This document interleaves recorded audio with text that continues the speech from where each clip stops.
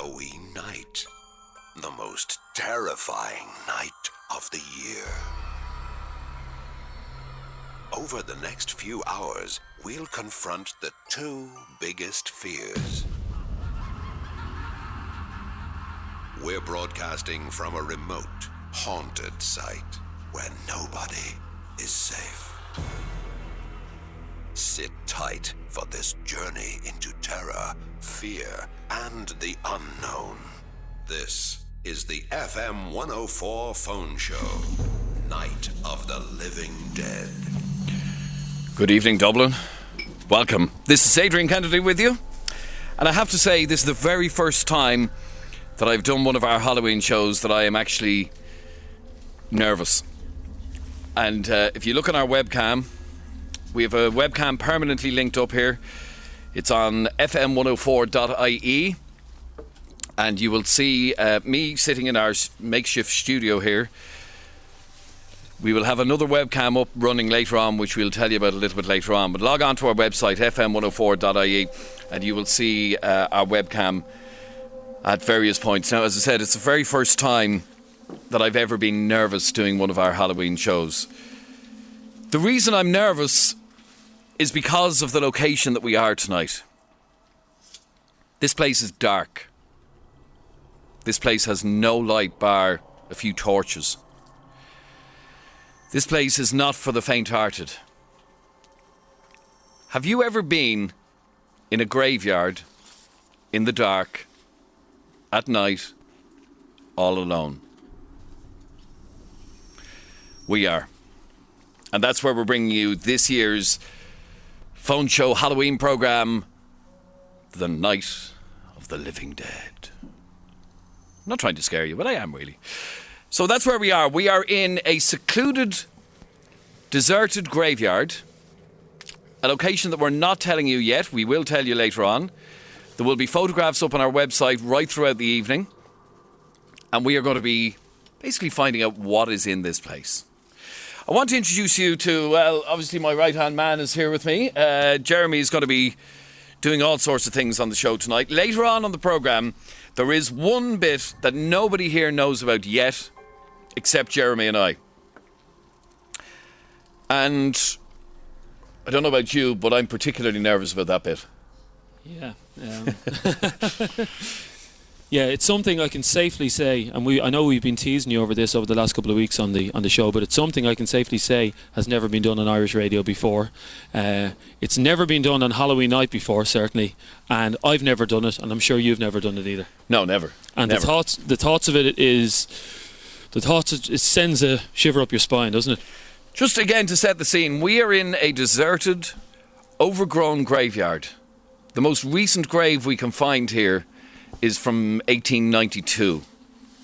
But let me tell you, in the pitch dark, this place would literally put the willies up you. And we're so isolated here. There's nothing for miles. We had to travel for a while to get here. Mm-hmm. I've never even been here before, have you?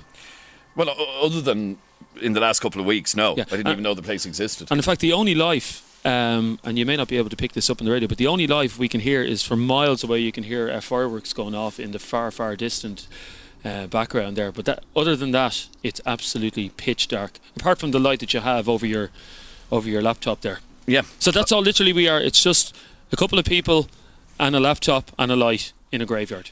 Literally. That's it. Okay. Now, with us tonight is we have our usual crew of paranormal investigators and psychics. Our resident psychic, Louise Kings, is here.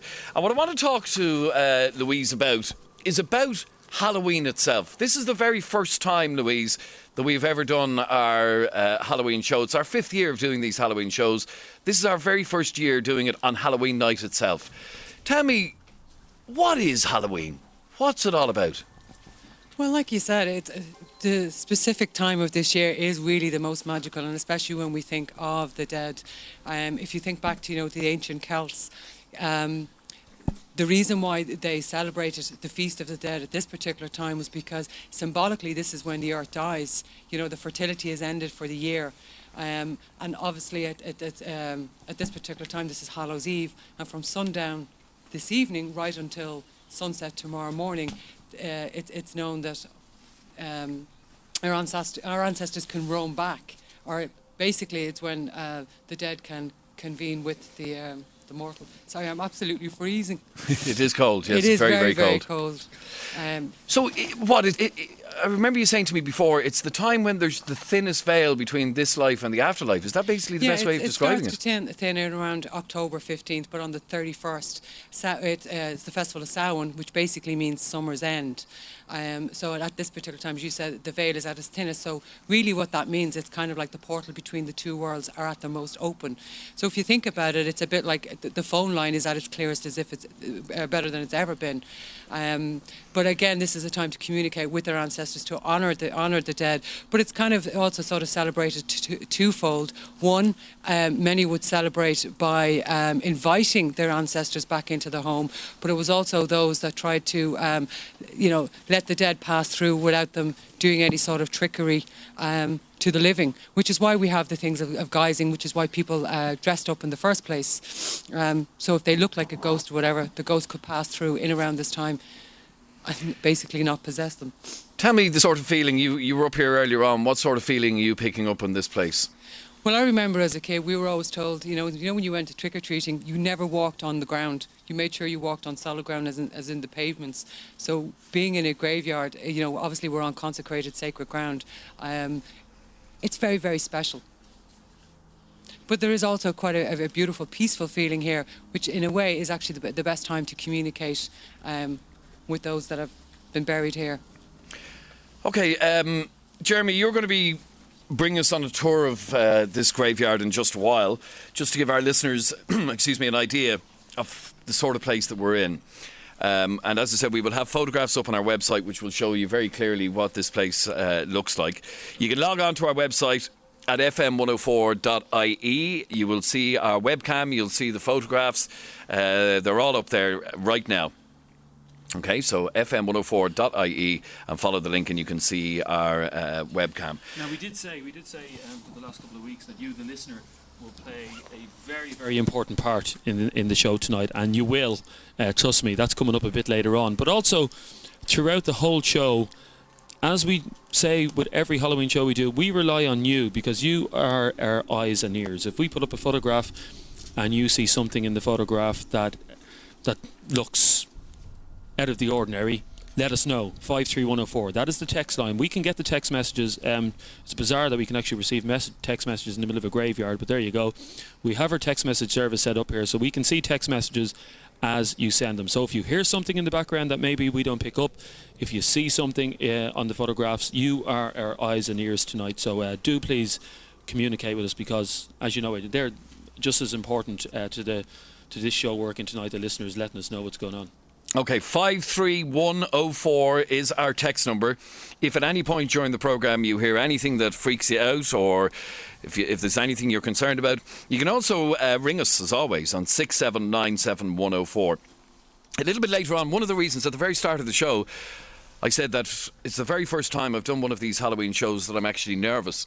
And the reason that I'm nervous, and it's something we're going to talk about in just a while, is because of a prediction made by one of our listeners, a psychic man called Jeff, a couple of weeks back on the programme, where he predicted that I was going to break my ankle. I'll remind you about that in just a while as to what exactly he said was going to happen. So I'm literally walking around with my wellies on, watching my every step. Anyway. It's interesting, by the way, that when our psychics and our medium, Catherine, as well as tonight, arrived up, they all sensed different things. Now, obviously, we'll get into that a bit later on. But it was weird. I know when we arrived with them earlier on, the different reactions that we got from them from things they sense there. They can obviously pick up on things that we can't pick up on. But there's definitely activity around. There is, but I have to be honest with you. As I said, the first time I've ever felt this just... Oh. Well, it's because we're isolated as well, whereas before we've normally done the Halloween shows in buildings, we are literally... Well, explain to people exactly where your studio is. It's underneath a canopy. It's sort of waterproof. We're just hoping it's a very clear night, so we know it's not going to rain. It doesn't look like it's going to rain. You can see the moon in the sky. But that makes it bitterly cold. So we're all wearing gloves and hats and scarves and what have you. And what we're going to do now for the next while is Jeremy's going to take us on a guided tour of this graveyard that we're in. and he's going off on his own. The only other people that are here are a couple of our staff, but Jeremy's going off out into the graveyard now on his own. Okay, so I want you to describe exactly what this place is like. Sorry, Louise is just tapping on my shoulder here. You want to give me warning or something before? No, not at all. But it's just, again, what we were talking about, Samhain, this really is a time of divination, so you don't actually have to, necessarily be psychic or whatever to pick up on things, again, because of the specific time, the portal that we're in right now. Okay, I've never walked around the graveyard on Halloween night on my own. We didn't think this through, did we? When I agreed to do I this? thought it through. Yeah, you did. It's always me that does these jobs. Is there anything I should be nervous about? Watch your footing. Yeah. Watch your footing for starters. No, there's genuinely a lovely feeling. But kind of go with it, because that's when I think you're going to pick up more. Okay, well, I'm obviously not going to try and connect with spirits around it. I'm literally just walking around. Yeah.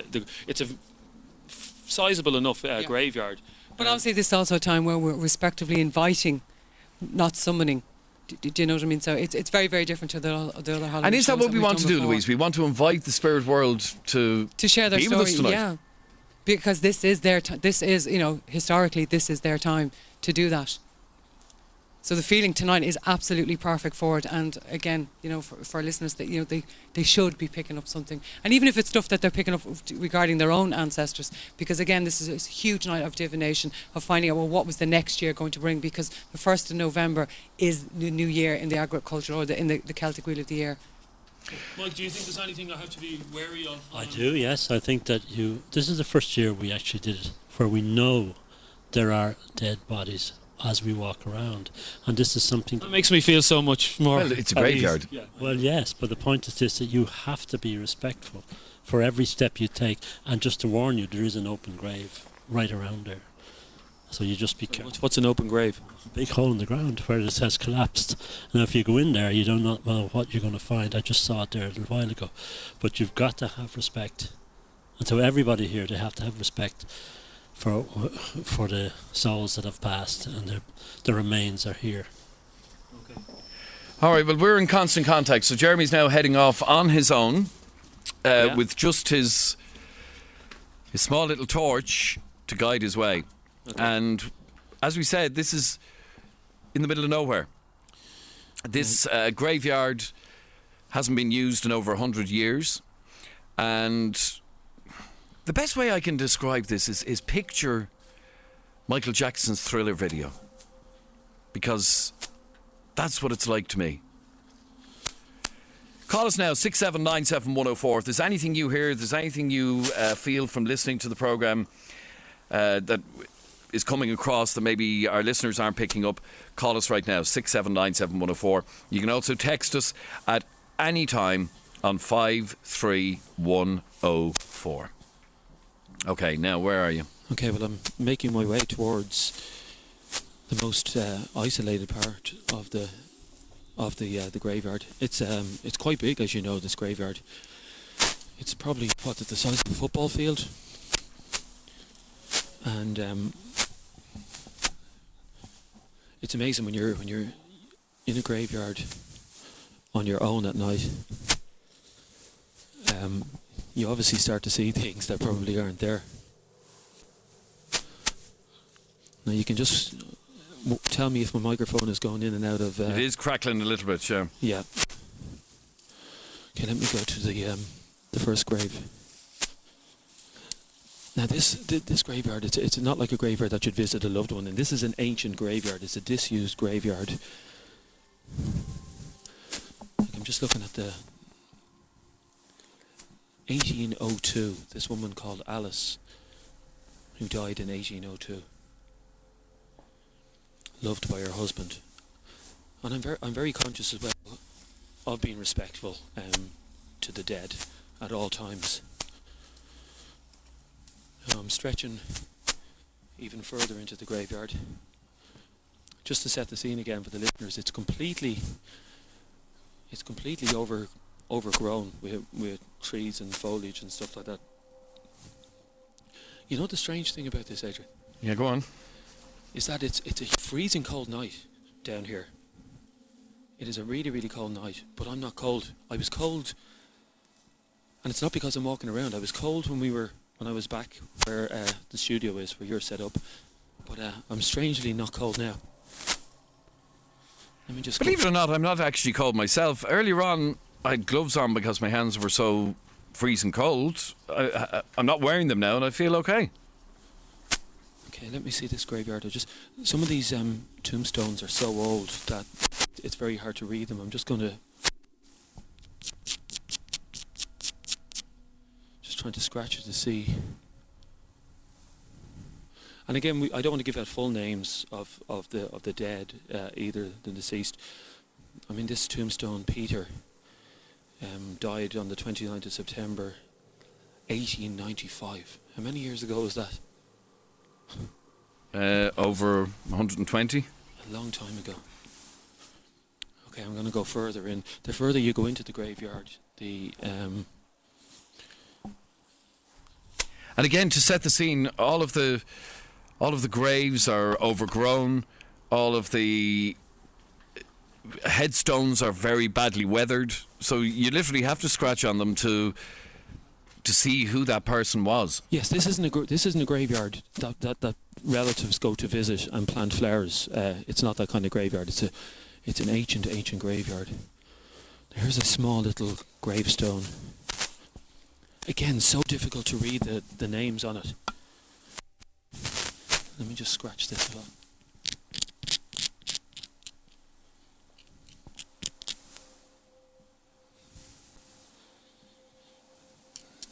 Just trying to see what it says here on the gravestone. There's something quite eerie about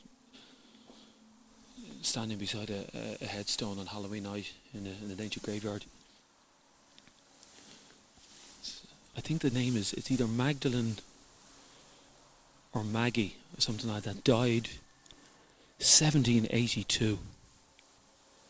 I mean, we don't even know much about the history of this graveyard, but I assume this graveyard is here a long time. This graveyard, I believe, is here since the 1500s. The 1500s. So that's a fair while ago.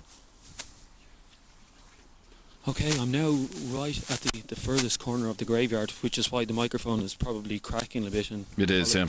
Apologies for that. Let me just have a look at one more. Oh, there! I've just found the open grave. My God, I've never seen anything like that before. It's actually, as Mike described it, it's a hole in the ground where the grave has sunk. And this obviously happened many years ago. Let me just put the. I have to say, I feel quite dizzy walking around here. I don't know. Did you get that feeling? No, the feeling that I've gotten has gone, because earlier on I was bitterly cold, but now I feel fine. I don't even have my gloves on. Yeah, I feel okay. Yeah. I feel warm. You feel warm? I feel warm, yeah. This is the grave of Edward. Died 1890, I think, aged 50 years. And just to remind listeners as well that I don't have anybody with me. I'm completely isolated. I'm completely on my own. I feel, Adrian, I don't know about you, but I feel so warm, even though it's freezing cold. Now, this, like I said, where we're broadcasting, if you've just tuned in, by the way, you're listening to the FM104 Phone Show. We're broadcasting live from a graveyard, a disused graveyard in Leinster. And we're deliberately not telling you where it is because we don't want you to know where it is. We will tell you later on where it has been. The point being that we had always wanted to do a programme from a graveyard, but it has taken us many years to get permission to do a programme from a graveyard. This year we did get permission, and we're very happy to be here this evening. Now, Jeremy, I'm sitting in a central location in the centre of the graveyard, and we're out in the fresh air. We've no roof over us. We've a little canopy over us, but that's about the size of it. Jeremy has wandered over to the far side of the graveyard just to try and give you a feeling for what this place is like. Now, are you okay? I'm actually sitting down on the grass. I feel strangely hot. You strangely hot. Oh, Jeremy. Hello, Jeremy. Oh, he's getting sick. Are you getting sick? Oh, are you? Sorry, are you getting sick? Are you okay, Jeremy? Can you hear me? Yeah, you okay? Oh my God. Are you okay? I'm just after getting sick. So I could hear. Are you all right? I told you I wasn't feeling well. I'm completely...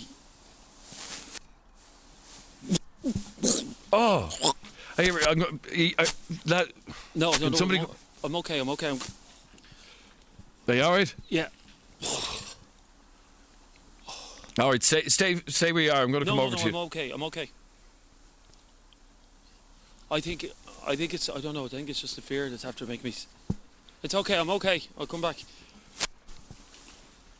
And ladies and gentlemen, I have to tell you earlier on, before the show began, Jeremy had a look of fear in his face. I'm a bit nervous, but Jeremy definitely had a look. Are you okay? I am. You don't need to send anybody out for me. Send them back. I'm just sitting down on the wall at the edge of the graveyard. Oh, that's never happened before. All right, stay where you are. Sorry, Adrian, can I just say what else Yeah, is go on. after happening? I have this torch with me that I put new batteries into. Literally 20 minutes ago before the show started. It's after completely dying already. My apologies for getting sick on the air as well. That's not very professional. See, I mean, I did think you were nervous earlier on. I didn't think you were that nervous. I'm actually roasting here. All right, stay where you are. I'm going to take a very quick break and I'll come back to you in a sec. Okay. Okay, straight back to you. We're going to take a very quick break. If you've just tuned in, this is the FM104 Phone Show. We're broadcasting live from a graveyard in the open, in the cold, on this Halloween night 2012. In just a moment, we're going to be starting to tell you about something that you can influence on the programme later on. You're going to have a say in what we're doing later on, and trust me, you have never, ever heard this on the radio before. Never. Quick break and we're back in just a second. Broadcasting from a derelict graveyard somewhere in Ireland. This is the FM104 Phone Show, Night of the Living Dead.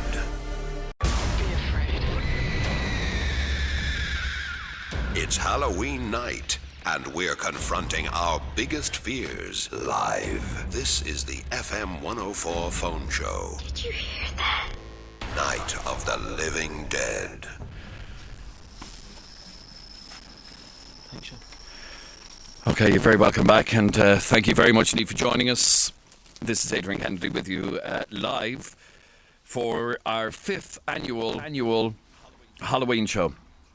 We're broadcasting live from a location that we have never done a programme before, from a graveyard.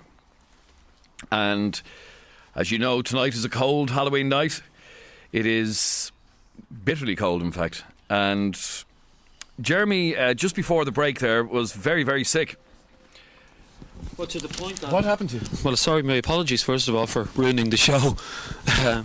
But look, I'm absolutely roasting. Now, yet I'm... No, I've also had to replace the batteries in my torch. That literally went after 15 minutes. I was over at the grave, right over at the corner of the graveyard. And you heard me, I'd gotten completely warm. Sat down on the wall at the corner of the graveyard, and the next minute, I just got sick. Louise, have you any explanation for that? Or? Well, I asked you, did you feel your energy being completely drained out of it? And you only... Oh, sorry, lads, we've lost your microphone there. I don't know what's happened. Sound has gone really crackly. It's because of me. Yeah. Sorry. This is very odd. Listen, while we're getting this sorted, I'm going to play just a tape from the studio of Jeff, who I spoke to on the programme a couple of weeks ago. This is FM104's phone show. This is what Jeff said about what was going to happen to me tonight. I can tell you something live if you want. It's going to happen to your friend there at the Halloween party if you want. Well, you can tell me what's going to happen to Adrian this Halloween. I can. I texted you already. I texted you the last time as well. No, I didn't even see the text. This is, and is this is 100% true, is it? Yeah, of course. Well, it's going to happen, so you'll know. And it's not bad. It's not trying to be. I'm just to show. Adrian's going to hurt his ankle walking over a bridge. You haven't told anybody where the location is. No, we haven't, and you don't know this either, of course. Of course, I don't know. No, but you're going to have to walk across a bridge to get into your location, and Adrian is going to fall and break his ankle. Now, you know where the location is, and you'll know there's a bridge near it. You have to walk across, and the vans are going to be used for communication. Yeah, I'll tell you where. Yeah, it's not a bridge of sorts, but we do have to go across something. Yeah, I can't say what. You have to go across. Well, that's where he's going to fall. How do you know that? No, I just do. So you can tell. I mean, the Halloween show is 4 weeks away, give or take, and you can tell already that when Adrian does that Halloween show that night, and you've no idea, we've never met before, have we? No. Yeah, and you can tell that Adrian doing the show that night is going to fall when he's climbing over something. Yeah. Or crossing something. Yeah, and it's not going to be Adrian. It's going to be an hour into the show. He's going to go over this thing again. It's not like he's going to be going up to set up things. He's going to walk across this twice. The first time he'll be grand. The second time he won't. And during the show? Did you see this in a premonition or what? Yeah. Without even knowing that we were doing a Halloween show this year. Yeah, I always listen to your show anyway, and I always think it's funny for the Halloween shows. It is funny, like what you do, and some of the people you do get up there haven't got a clue what they're doing. But this year, you're going to have to change the tune a little bit, and it's just, that's the way it is. I told you last year, I texted you in last year, but you didn't listen. I told Adrian to watch behind a chimney, something's going to come out and give him a fright, and something seemingly fell out either. Oh yeah, that was up in the Hellfire Club, yeah. Yeah, that was 2 hours before he got there. Wow. I told you where he were to, so. And is anything going to happen? This is freaky. Is anything going to happen to me? You're fine. You're grand. It's all Adrian this year. Really? Yeah. And when did you have this? When did you have this premonition? Only when you start talking about it there. Jeremy, you're here with Louise and with Mike. What's after causing Jeremy to get sick there? Yeah, Mike, you were saying that the grave that he actually went by. I need to see. Should I bring Mike back over to the grave where it all happened? Something really odd happened. Our transmission network completely went down, as you could hear. We don't know. The engineers have no idea what caused the electrical surge that made our transmitters go, as you could hear them. And it's just adding to my nerves, because this is very easy for our engineers to do, but we weren't expecting the whole thing to go down. Jeremy, I'm going to come back to you in 1 second. You're over the other side of the graveyard, yeah? I'm after bringing Mike Sandman back over to the site of where I got sick. Yeah, and as I said, my body temperature has not changed. I'm still absolutely roasting hot. I'm down to like a t-shirt and a hoodie that's open at the moment. That's how. And just to remind our listeners, it's, as you know, if you've been out this evening, it's 3 degrees. Not for me, it's not. Just before you talk to Mike, a couple of texts that are coming in. 53104 is our text number. Adrian says, this texter, you're on the borders of Carlow and Kilkenny. It's going to be horrific ending to the programme. Take care and all that, and be careful of that open grave. Jeremy, if you go near it again, you will feel sick, like you're being sucked into it, says Avril. Just before I talk to you, Jeremy, Jeff, I have you on the line now, do you? Yeah, hey Adrian, how are you? Jeff, a couple of weeks ago you predicted that I was going to break my ankle. I'm going to be getting up out of my seat here and starting to walk around myself in just a while. Do you stand by that prediction?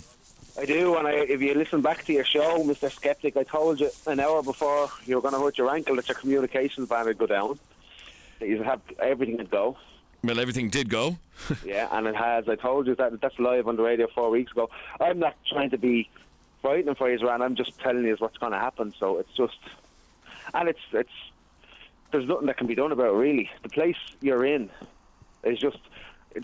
if you look at it now, I can't see where you are, but if you look at it now, it's prone to get ankle broke. One wrong step and you're going to go. Okay. Thanks for that, Jeff. Like I said, I'm going to be getting up off my seat here and walking around in just a while, so... Well, I'll give you one little... You're going to be walking near a grave. Jeremy's going to be looking at a grave with Kevin written on it. And right. It's either 1825 or 1826. I can't make it up properly because it's really bad. But it's in around then. There's a big tower near where his are as well, so it's like a big, really, really big grave. Okay. I'm not trying to... I don't want to see anybody breaking their ankle. I really don't. You're doing a good job. No, seriously, I don't. Well, I'm sitting on a chair now, but I'm terrified to get up out of it. But I'm going to have to. But you're going to have to get up out of it. That's just all right, the way Jeff. things go. We might talk to you again later on. Oh, well, from the A&E probably. But so I'll talk to you anyway. Okay, thanks, Jeff. All right, bye-bye. Bye-bye.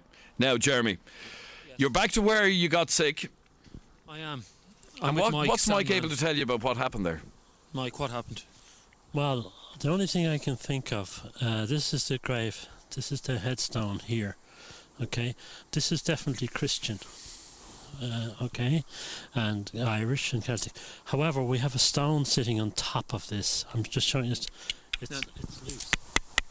Now that is the God honest truth, Adrian. When we arrived over at this grave, that stone was not sitting on top when I first visited the grave. But it's here now, and almost has the shape of a hand on it. But this would represent another religion, okay, or if a hidden religion, and someone would mark their grave. So it's here. We won't mention who's buried here, but it's way back in. Well, his first name is Edward. Yeah, Edward. okay. But however, this signifies another religion here that I didn't want to mention. I wouldn't be said. So there's a relation of this here. Who put the stone on top of the... That we don't know. But the point is that would be significant of another religion. And I won't mention what religion it is now, but it would be very significant of a visitor coming to visit a grave and placing the stone like this. Now, where were you? This is where... I was, and I ended up sitting down on the wall over there. That's where... Well, you see, the funny thing about it here is that my first thoughts were this was a child's grave. Now, there's a lot of young people buried. In those times, there was a lot of infant deaths, and you'd see them on the headstone here. They wouldn't even be, the name would not even be mentioned. They just said died young, and I was taught the first thing I was going to see. But here we have probably the oldest people you'll find buried here. One was 82, and one was 75. And we're just looking at the gravestone here, Adrian. Yeah, 82 and then the other one was 75, you see. Yeah. So they were an old couple. Mike, do you feel something around here? Actually, I do feel heat in this area. There is, Adrian. This is bizarre. There's actually heat. Yeah, in this area here, as if there was heat coming up from the ground. But that could be that would be significant for a very new grave, but not from a grave as ancient as this. Not so at all. why did I get sick when I came over here? You obviously have, well, as Louise said, it calls it grounded. You're not grounded enough, and you're hypersensitive. And you don't think. And I'm going to talk to you a little bit later about the way it affects you particularly, because I've known you over the years. That this is what happens to you, and you just brush it off. But you really have to understand that you are very, very sensitive. Well, so I'm freaked by the stone. Yeah. And Adrian, as I said, just to reiterate this, when I was over here, when I got sick at this graveyard, that stone was not placed on top of the graveyard or on top of the gravestone. I'll bring it back. It is now. So who's put it there? Sorry, Adrian. Who's put it there? Who has put it there, Mike? Oh, we have no idea. We have certainly isn't any of the theme here. There was nobody in this area. This is an isolated area. Yeah, there's nobody in this corner of the graveyard. And you were standing here reading this. You told me about. Listen to that though. There is a feeling that there's something else. Yeah. I'll bring this back to the studio and we'll have a look, and I'll have the girls. Jeremy, can I ask you to ask Mike? Sorry, Adrian. Go ahead. Sorry. There was a feeling I got earlier on. Yeah. I can't even tell you why I got this feeling, but I got this feeling that, I don't know, we're not wanted here. Mike, let me ask you that question. Are we wanted here? Adrian gets the I get the feeling that we're not wanted here. Oh, yeah. Certainly in this corner of the graveyard there's... Oh, without a doubt. Without a doubt. We're not wanted here. No, not at all. Because this is the first time ever we are really on sacred ground. This is their last resting place of these people who lived and walked just like we did. And you have to be very, very respectful. Not that you weren't being respectful, but they won't know the difference. Possibly later when we go into the seance, we might be able to ask those questions. Well, I have to be honest with you, and I have to be honest with you, Adrian. I'm not coming over to this part of the graveyard alone again.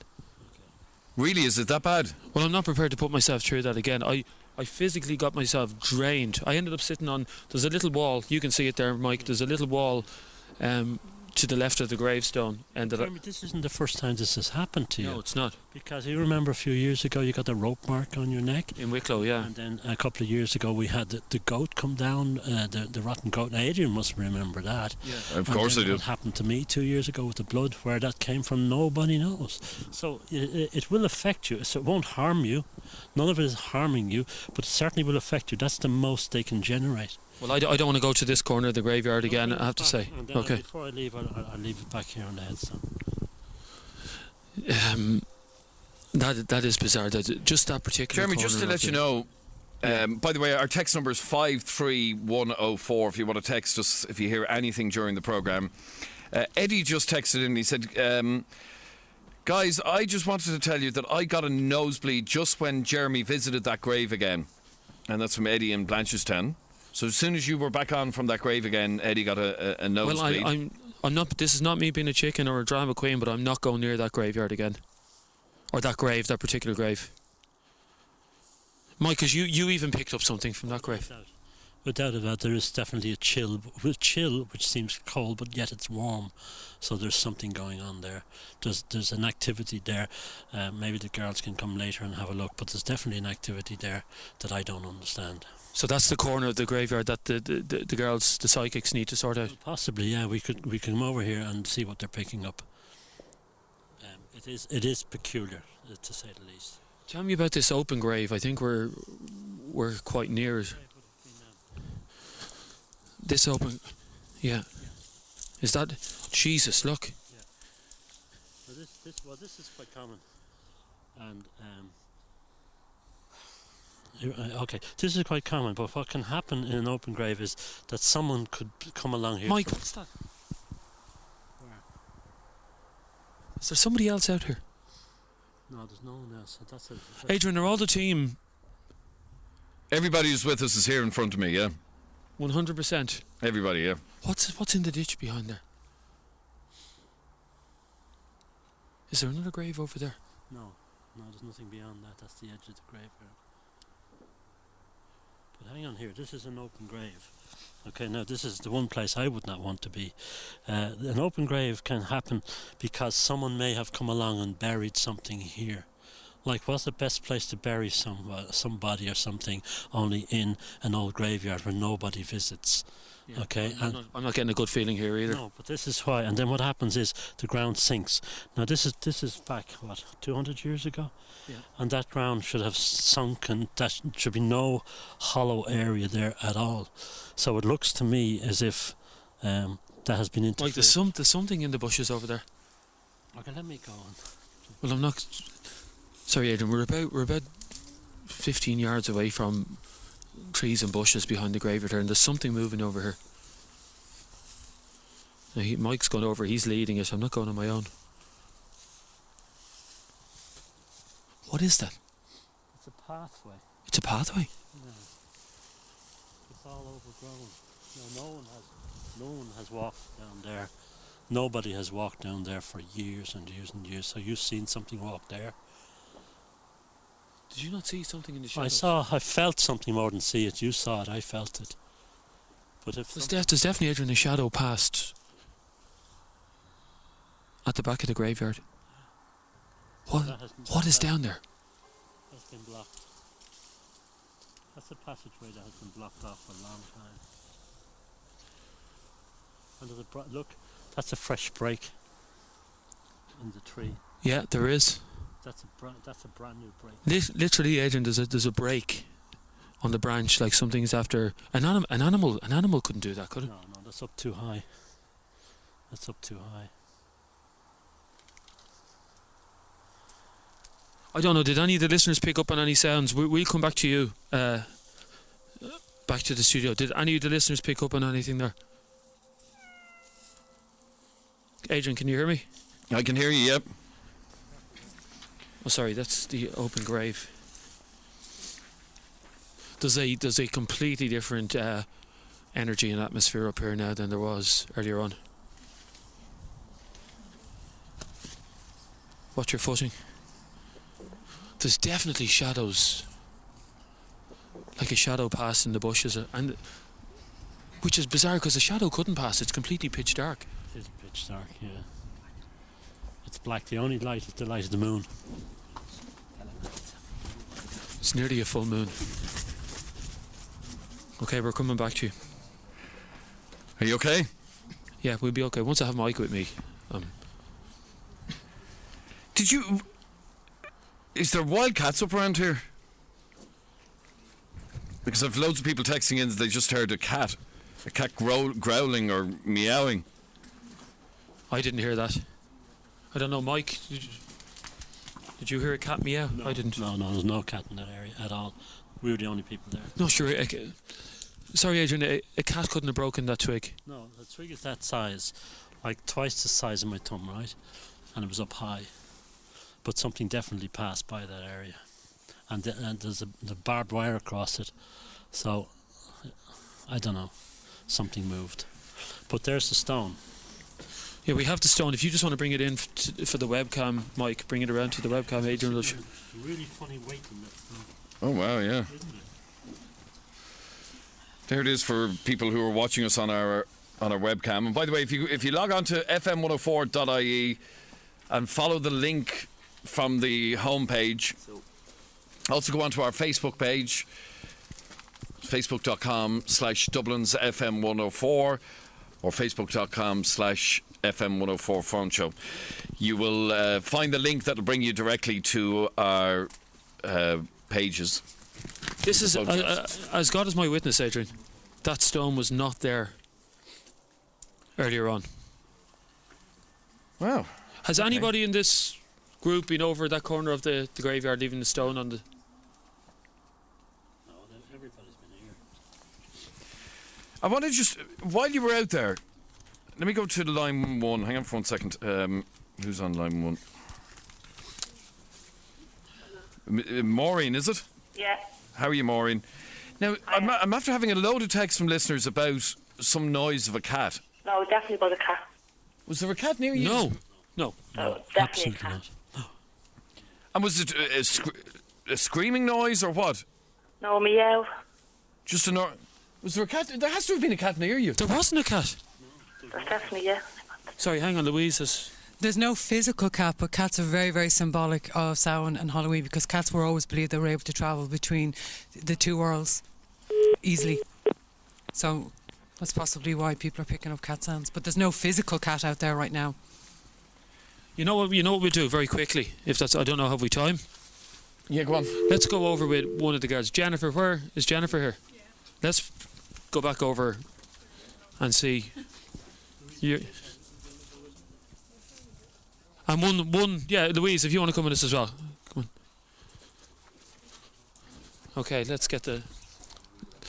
Adrian, I have to be honest with you, I did not hear... I'm just... I didn't hear it myself, to be honest. But I'm just telling you what a lot of our listeners told us when you were over there, beside that grave where you got sick. Okay, just watch your people heard the noise of a cat.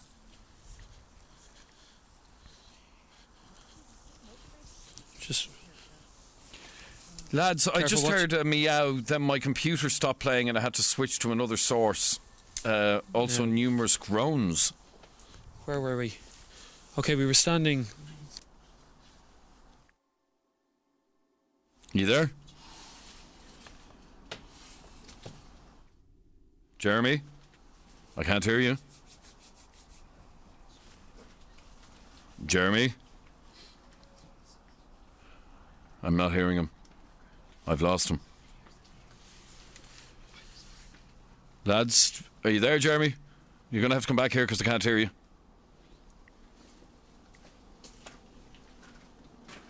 If you've just tuned in, by the way, sorry, is everything all right there? Jeremy, why can't I hear you?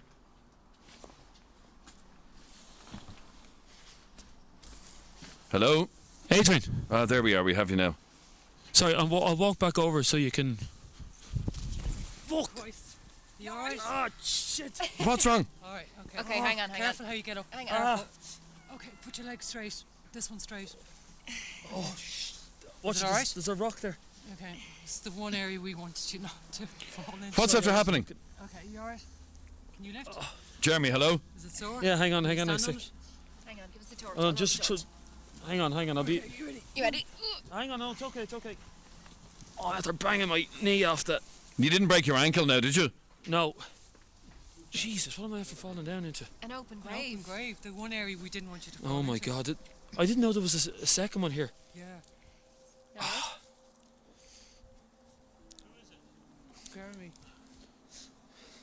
We should really get lights over here too, because there's, Adrian, it appears there's Have you not got your torch with you? I did, but I was paying attention to you.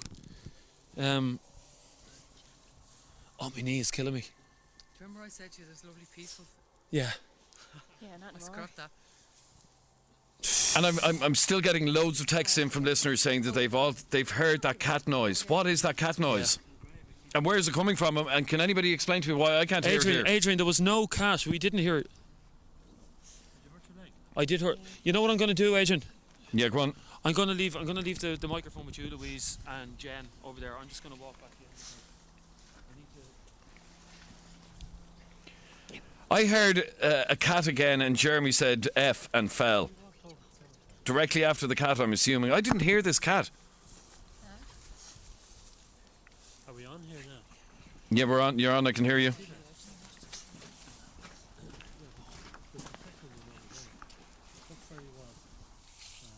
Where was he got sick?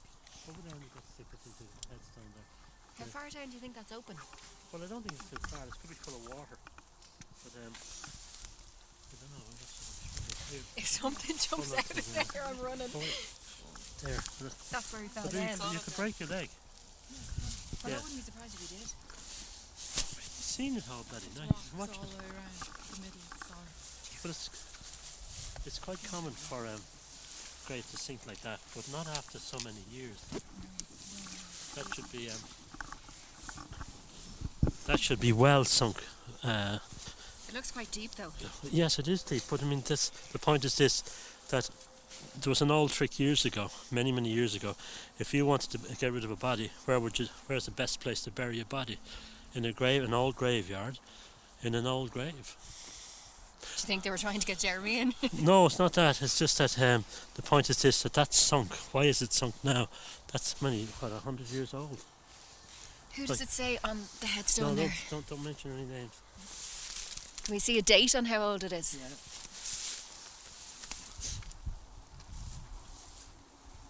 It's that old you can barely even read the script on the front. Louise, you did a good job. You had this. Move the light to the side. You should be Yeah. able to read the text that little bit easier. Okay, I'm going to cut across you because I have Jeremy back here with me. What happened there? I fell into the open grave. I'm literally after banging my knee off the side of a slab. So did Jeff get it wrong? Is it you that was destined to hurt yourself? Well, I didn't hurt my ankle. It's right up there. I mean, I'm sure. I don't know if you heard the wallop yourself. I could hear it fairly clearly, all right. You all right? Yeah, I'll be okay. Okay, Jeremy's going. Where are we going now? Okay, we have a surprise. If we can get everybody back into the studio, the makeup studio here. Okay, after the break, we're going to be doing something with one of our people here that they don't know about. Also, we're going to be telling you about something that's going to be happening within the next hour that you, our listeners, control. And by the way, you didn't hear any cat, did you? No, I didn't. And I hear a didn't cat. either. I don't know didn't hear where a this cat. noise is coming from.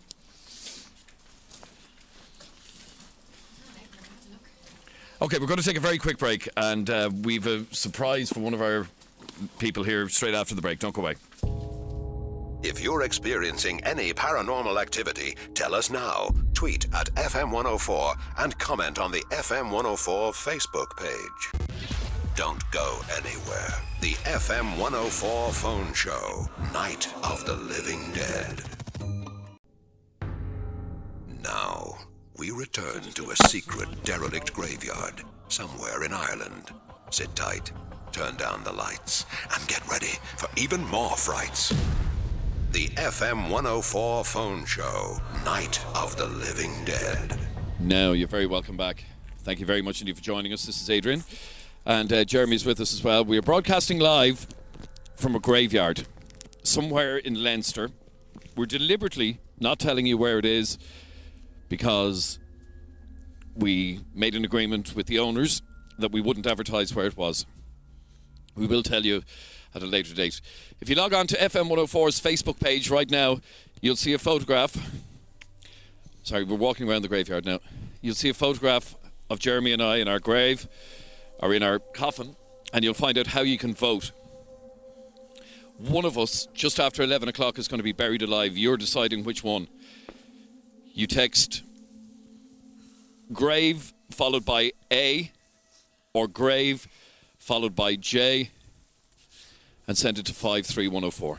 Now, we have all moved out into the graveyard where we're about to have our first seance of the night. And we're standing beside a small tombstone. And it's very hard to make out exactly what the name is. Have you seen what the name is, Mike? Yeah, but there's a lot of children. This lady, she died at 21, and all of her children who died in infancy, there's no ages, are buried here as well. So we've chosen this one. Okay, so we are gathered around in a group, and there'll be photographs up. All the photographs are up on the FM104 Facebook page, and will continue to be updated. They're not on our website, so our apologies about that, but they are on our Facebook page. So it's FM104's Facebook page.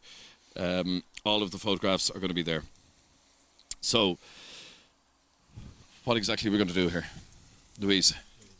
I'm going to actually get Catherine to lead the seance here because we've been around this grave earlier today. But this is the one that we felt that we all kind of felt a connection to. But earlier in the evening when I said this was a very, very peaceful place, it's funny, the energy has changed dramatically even in the last hour or so.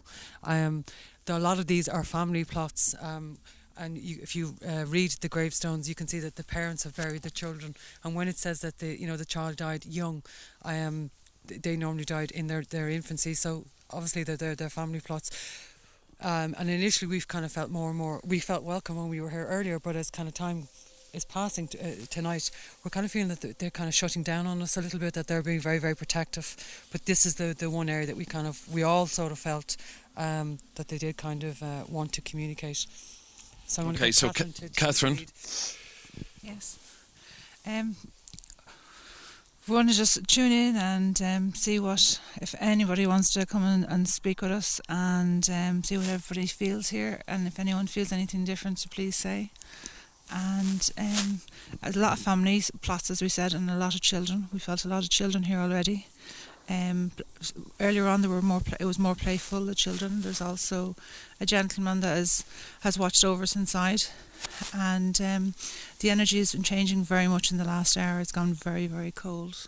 And Jeremy got sick a little bit earlier. As I was walking back over at this particular time, I could feel myself, my energy was shifting an awful lot, and I was beginning to feel sick. Yeah, I was beginning to sort of feel sick, so I had to, very, very quickly reground myself. Because I think if I didn't, my energy would be pulled right in, and I didn't want to get sick. And Mike? Yeah, well, we all kind of gathered earlier, and what we found was a visitor who was dressed in black, and everybody, myself, Sarah and Catherine and Louise, all found the same feeling, and this is why we were drawn to this grave here. It feels that if someone has been drawn to this and a visitor here regularly, and we then felt that there was a child that was like a child that would have been born out of wedlock those years. They still had to bury them, but they wouldn't have been buried in a proper grave or a church, and we feel that a child has been buried here, and it usually came along and buried them close to the church, and we all felt that the person we felt, or it was a lady, a tall lady, and we all had the same feeling of how she was dressed. We all described her exactly the same way that her husband was buried here, that she was the widow here returning, not to this specific grave, but very, very nearby. But again, going back to the children, I think why I and Jeremy felt sick was I really feel that these children died from the either the plague or the famine, but definitely a sickness connected to the stomach because of how we all felt. And it's like, boom, the energy just... Okay. You step over again. Well, let's see what we can feel here. Okay, so there's seven of us standing around this grave. Yeah, Catherine and leading it. Should we all hold hands or what? yeah, if we want to connect all the energy together and do so, and let's see. It's gone very cold. I don't know if anyone else has noticed. It's very, very cold. Very cold. The temperature has dropped a lot. Just as we approached here, I actually got very lightheaded there, and Louise was commenting that she's nauseous as well. So, as I said, it seems to be very active, and there's quite a cold breeze now coming through. All right, someone's hearing. Okay, it's just an outside noise. Okay, so just let's all just, say what we feel, if we feel anything different, and if the children that are close by want to come in and join us and let themselves be known, and feel free to touch us or to pull anybody's coat or anything, because we know earlier on they wanted to play. There was like little nursery rhymes and stuff going on, and please bring that back and make themselves known to us. So, is anybody feeling anything? Sorry. Of a lady, her hair is she's brown, it's long, her hair is fairly thin, her face is fairly thin and long, her teeth are a little bit crooked, and I feel that she's the mother connected to these children, because she holds her arms out. Okay, it's so cold here now. It's very, very cold, yeah. And it's getting colder and colder. And I was so warm. Like this time 20 minutes ago. Do you not know how to use a microphone? I was so warm 20 minutes ago. And now I'm absolutely... My feet, I can't... And I'm wearing like 3 pairs of socks. I cannot feel my feet. You know what I'm getting? Like really bad pain in your sinus. Like just across the bridge of your nose. Really, really bad pains in behind my eyes. And I'm shaking like a leaf. It's Baltic. In a place like this you'll be picking up the feelings of the illness that the child or the person died with, and this is why Jeremy probably vomited earlier. But what we sensed earlier was children at play, and it reminded us of Ring a Ring a Rosie, and that's very poignant because the Ring a Ring a Rosie and Pocket Full of Posy, it was the time of the plague when the posy was a bunch of flowers that people would carry with them because the smell was so bad, and they would smell the scent from the flowers, and then they would say, "Asha, Asha, we all fall down," that's what would happen. They would cough and they would die. And I have a feeling, I don't know the time we're talking about here, but I have a feeling that this is these young children here, they died very young, and she was a very, very young mother. And that's what we all felt from here. Okay. Sorry, we'll hold hands again. Yes, there is a lot of children buried in this graveyard. An awful lot buried by their parents, and often then it seems that the parents weren't buried here afterwards, as if they, moved on, or maybe it was the time of the famine, as we said earlier on. The dates are all around the mid 1800s, and we want to see if we can feel that, because it is a beautiful spot we're in tonight, and it obviously was picked by many because of that. It is a beautiful view, and it is so peaceful here. It's so peaceful and at rest, and that is one thing that we must all say, that it is a very restful graveyard. Now, I know there's... I'm just looking to you talking there, and in between your shoulder and Adrian's shoulder, it's pitch black, I can't see what's behind you, but there was a white light that just looked like a circle, and it was like it came on and then it turned off again, if that makes sense, but it's gone now, it's not there at all, and I'm not one bit cold now. My shakes have gone. What was it like when I came out? Really? I'm absolutely... I can't even feel this microphone. No, not cold. Honestly. It's kind of a numb feeling, isn't it? Yeah. It is, yeah. It's just, you feel as if you're being numbed to some degree. Because the pain now. Yeah. I kept dropping Jeremy's hand because I kept feeling like someone was tickling my face.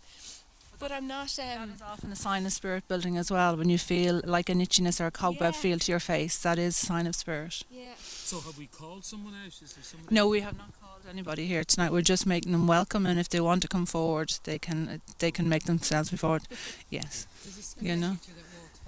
I really get the feeling that there was, I don't know the history of this particular land around here, but I really get the feeling that there was a That's school the nearby. visitor. Huh? That's the There's, visitor. and there's a school teacher, because a lot of the people here were quite educated. Or I get the feeling that they were quite educated, but were really hit at bad times. Obviously the times we're talking about, but it was unsuspecting bad times and hit them very, very quickly. A lot of these deaths were very, very sudden. It wasn't long illnesses; these were very, very short illnesses for some of them. The only name I'm picking up here is Geraldine. Geraldine's a very Irish name. I didn't look at this grave headstone here, but we won't mention any surnames. But I'm not too sure. But I'm picking up on a Geraldine. Would you think that that's the visitor or the school teacher? I feel that she was the school teacher. Yeah. She's not connected to this particular grave, but you've got to remember there's a lot of sunken. This is ancient. This area. There's little rocks there that you can't read anything on them. You can't see any names. Yeah. But there's quite a feminine feeling here. Not just the mother from this particular grave, but the widow, we picked up on her earlier, and then the school teacher. As one other thing, and it's not about the science now, but you'd notice on some of the graves that the headstone is tall, say it might be 4 foot tall, and all of them would have writing the rest of the family. So the first person to die would be on the top, and then it would go down through the headstone, and then right to the very, very bottom would probably be the parent or whomever would be left. On one or two of the headstones, it only got halfway down, and one of them was a young. What's wrong? Sorry, what is wrong with you, Jen? I don't know. But I just keep literally getting like it's like somebody's putting a feather over your face, like somebody's tickling me. So every time I go to hold your hand again, I have to take it away. But it's weird.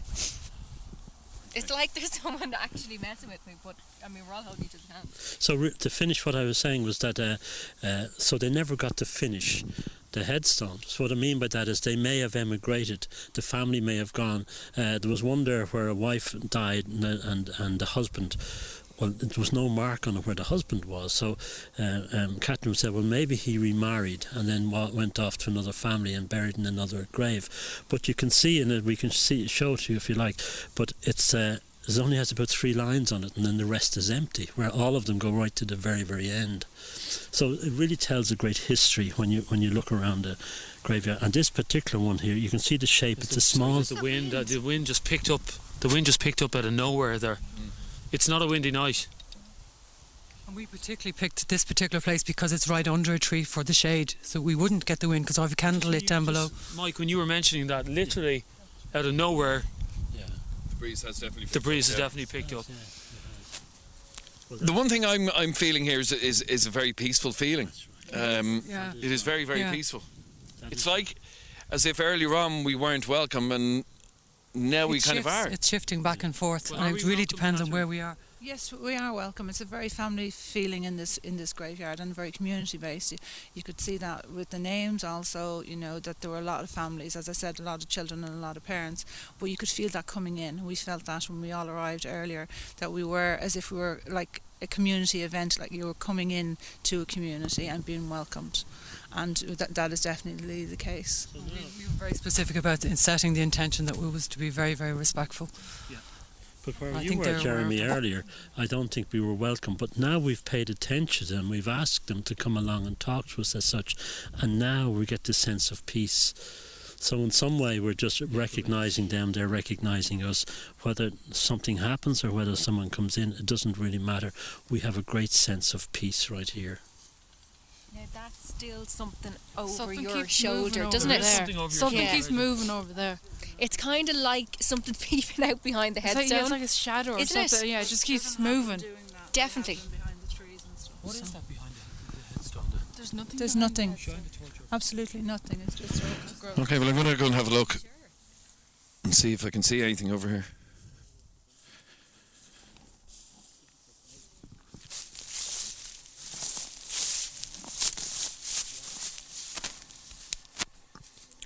No, I'm right over the back of this now and I can see nothing. It is very overgrown.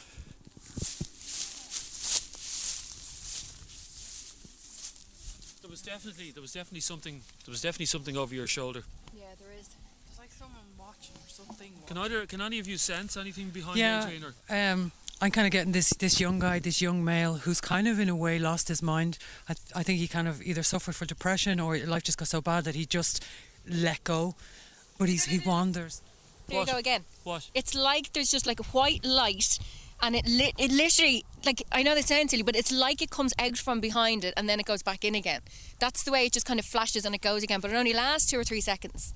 But it catches your eye because when I'm looking at the two of you, I can see directly in that area, and it just keeps coming and going. There you go again. Look. But you've just been over there. Yeah, I have. Yeah, I'll go and have another look. By the way, if you've just tuned in, you're listening to FM104's Phone Show. We're broadcasting live from a graveyard. Oh, jeez, a rat. Yeah.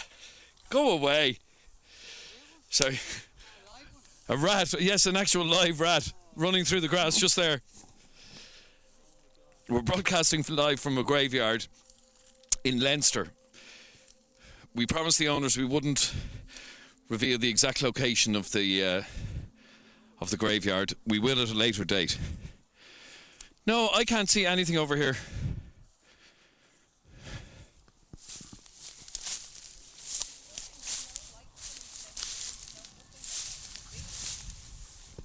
Okay, we need to take a very quick commercial break. After the break, I will update you on our vote to find out whether Adrian or Jeremy is going to be buried alive. We're back in a sec. If you're experiencing any paranormal activity, tell us now. Tweet at FM104 and comment on the FM104 Facebook page. Don't go anywhere. The FM104 Phone Show, Night of the Living Dead. Broadcasting from a derelict graveyard somewhere in Ireland. We're live, online at fm104.ie. Click on the FM104 Phone Show Halloween page to see up-to-the-minute photos and view Coffin Cam as a member of the team gets buried alive. This is the FM104 Phone Show, Night of the Living Dead. Now, you're very welcome back. Thank you very much, Lee, for joining us. This is Adrian with FM104's Phone Show. Jeremy is here with me as well. We're broadcasting live from a graveyard, a deserted graveyard, somewhere in Leinster. And like I said, it was a promise we made to the owners of this graveyard that we wouldn't reveal precisely where it is while the show's on air. We will at a later point. Now, we mentioned... Sorry, I'm absolutely freezing now. We mentioned earlier on that one of us is going to be buried alive. We have a coffin, a purpose-made coffin. The photograph is up on our Facebook page. Check it out right now. Go to facebook.com/Dublin's FM104 and you will see the photograph. One of us is going to be buried in that coffin within the next few minutes. Here's the vote now. Jeremy. Yes. Jeremy, 54% of our listeners want you buried alive. 46% want me. I am very, very claustrophobic. I mean, I lay in that coffin when it was in the office yesterday for 15 minutes and I was absolutely panicked. Okay, well, at this moment, it looks like it could be you. I'm going to leave that vote open now for 3 minutes. Starting from right now. Who do you want to see buried alive? Adrian or Jeremy? You text the word grave followed by A or grave followed by J and send it right now to 53104. Grave followed by A or grave followed by J and send it to 53104. Sorry, Mike, why you're giving us dirty looks here? No, well, I think you're crazy. I think absolutely whichever one you go into the coffin, you really, really have to understand what you're doing. you know, because psychological, this can affect you. In what way can it affect us?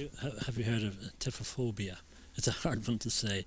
It's the fear of being buried alive. I do have a fear of being buried alive. I think everybody. I think we does. all do, and this is one of the things we were dealing with tonight, because human beings have two big fears. One of my big fears is being in a dark graveyard late at night, and the other, and I think everybody feels this, is that ultimate terror of them thinking you're dead and burying you alive. Okay, so why would you push it? What effect is this going to have on you for the rest of your life? Why are you going to do this? I mean, why bother? And the point is this, that you're putting yourself in danger psychologically. Okay, now this can either scare you or you really don't care. It may do one thing or the other. Louise is going to do a protection. Is it? I don't know. Have we decided who's going? Well, I don't know. Is the vote in yet? How long's left? No, I'm leaving 60 it open seconds. for another 2 or 3 minutes. Text grave followed by A for Adrian, or grave followed by J for Jeremy. And look at that vote. It is 50-50. Look. 50% Adrian, 50% Jeremy. Okay. So if you want to vote very quickly, text grave followed by A or grave followed by J and send it to 53104. Get your votes in very quickly. One of us is going to be buried alive in just a couple of minutes. But Mike is talking about psychological side effects. What? Yeah, well, okay. You're on a journey now. When people come to a graveyard and they're buried, okay, they're on a journey to the other side or to the other world. Okay. Now you're putting yourself in that state of mind. Now, we know everything's going to be safe. We're going to take you out of there. That's going to remain with you. Now, we've had certain things happen. You've been sick tonight. We've had occasions. Banged my knee off the grave. Yeah, and you've had a rope mark on your neck. We've had the goat come down through a chimney up in Hellfire Club. We've all of those things happen. But this time is a little bit different. This time you are actually in the graveyard and you're going into a grave and being locked down there and buried alive, literally. So you're telling us not to do it? Well, I wouldn't do it. And I'm at this a long time. I wouldn't do it. But anyway, we do have some protection for you, and I'm going to show you these here now. Okay, well, let's see how long is left on that. Okay, the vote, I'm going to leave it open for 1 more minute. Text grave followed by A for Adrian, or grave followed by J for Jeremy. It's looking good for me, I have to say. It is looking good for you. The vote has gone back up 52% saying Jeremy, 48% saying Adrian. Countdown. Okay, and what time is it now? Okay, I'm going to close this vote at exactly 11 o'clock. Okay, it's 2 minutes to 11. Text the word grave followed by A for Adrian to be buried alive, or grave followed by J for Jeremy to be buried alive, and send your text right now to 53104. One of us is going to be put into a coffin. The photograph of the coffin is up on Facebook, facebook.com/Dublin's FM104. You can see the photographs of the coffin, of us in the coffin. And if you want to vote, get voting right now. Grave followed by A for Adrian, or grave followed by J for Jeremy, and send it to 53104. Okay, what sort of protection have you got for the person? Because he's after scaring the bejesus out of me now, telling me that it's going to ruin our lives getting into this. I mean, that's pretty much what you're saying. Well, that's right. Yeah, well, that is right. Because you're practicing. It's a practice run for you, okay? But we will do some protection for you. Sweet Jesus, I don't know if I can go through with this. Well, it's looking like you might not have to. Well, text the word grave followed by A for Adrian, or grave followed by J for Jeremy, and send it to 53104. One of us is going to be buried alive in just a second. You're deciding. Okay? You have the ultimate say. 1 minute left to get your vote in. Grave followed by A, or grave followed by J. You don't want to go in there either, so you don't. No. You know what, No, I'll be honest, I thought this vote was going to be you all the way. When we decided, guys, a few months ago that this was going to be part of the Halloween show, I thought I'd be able to handle it because, you know, we got the coffin made and we both spent some time in it over the last couple of days, but it's completely different when it's out there at the back of a graveyard. Plus the night that it's on. I mean, you're planning on going in when they're coming out. Oh, Jesus.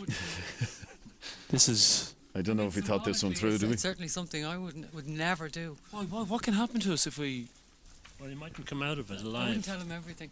Well, okay. What do you mean you wouldn't tell me? What do you mean you wouldn't tell I me? mean, you're going in there. I don't want to scare you that much. Go on. No. Okay. Well, no, tell us. We've a right to know if there's something we should know. Look, No, it's not. I think what Mike was talking about, the psychological effects, which can be huge. Yeah. And Okay, it's well- just that you're very, very sensitive, as we've already seen. I mean, if anything's going to go, you're the one that's going to get it. Okay. All right, we're going to take a very quick break. And You straight will after that protect break- whoever goes into the grave. You will protect We us. have stuff there's here that some- will protect you. Yeah. Okay, straight after the break, I'll tell you which one of us is going into the grave to be buried alive, live on Dublin's FM104. Don't go away. Still to come, we continue our paranormal investigation, and one member of the team will be buried alive.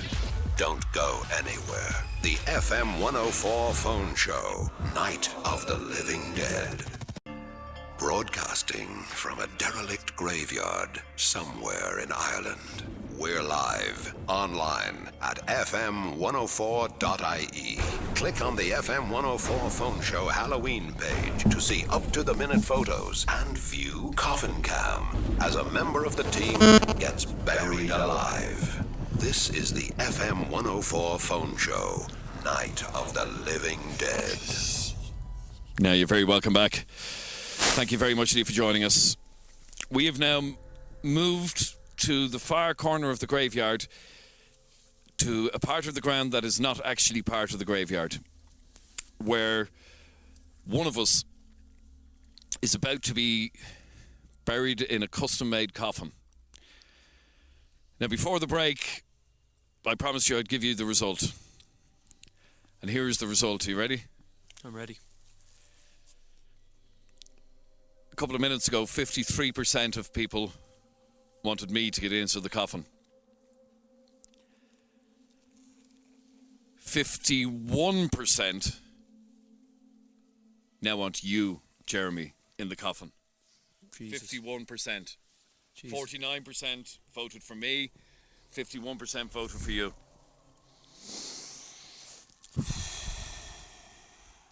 I have two fears about getting into this coffin. The first fear is I suffer from claustrophobia. Mm-hmm. No, I have three fears. Sorry. Claustrophobia, spirits, and creepy crawlies, which up until now I hadn't thought about. But we're outdoors. This coffin is outdoors. A rat or a mouse could crawl into it. Well, I just saw a rat over the far side over there, so they are Thanks. Like, what's that? Is that a pebble or something in the coffin? What? around. Okay. 51% voted for you to get into the coffin. 49% voted for me. All I can do is say thanks. Okay, Mike, give me protection while I'm... Okay. Look, this is a key, and we photographed it earlier. Sean has it up on the net. And this is a key that in olden times they used to put the key in with the corpse. That was the key to... I'm not a corpse, though. I'm not dead. But hold on a second. You're going through the same passage that they would be going through. Oh, see, that's freaking me out. Now, so here's the key. This is, if you don't come back, this is the key to heaven. What the Okay. So, excuse me, French. What the fuck is going on here? Excuse me. You wanted it, This you is wanted not it funny. earlier. You did sign. This is hang not. on, This is not hang funny on. about We keys. both signed up for this. This is not funny about keys to heaven and stuff like that. Okay, this is what they used to do. And they used to give them the key to heaven. Now, but there's a trick in the back of it. This is the guardian angel. Okay, it'll take you such your protection on your journey. Okay, and this is an open lock for your return journey. This will be placed on the top of the coffin, and it'll be placed like that. As long as that's open, you're safe to come back, and nothing will happen. If that was locked completely, well then, enjoy your journey. There's no way that can lock. No, we'll be careful. Okay. We'll place this on top. All right. So I'll place this in once you're doing it. Now, Jeremy's actually going to get into the coffin. And sorry, there's one thing I haven't told you. What? In my left hand here, what have I got? A microphone And and a hammer. You're not nailing it shut. I am What's nailing it that shut. noise, by the way, over there? Is that firewood? I will be nailing the coffin shut with you in it. Well, that wasn't part of the deal. Hold on.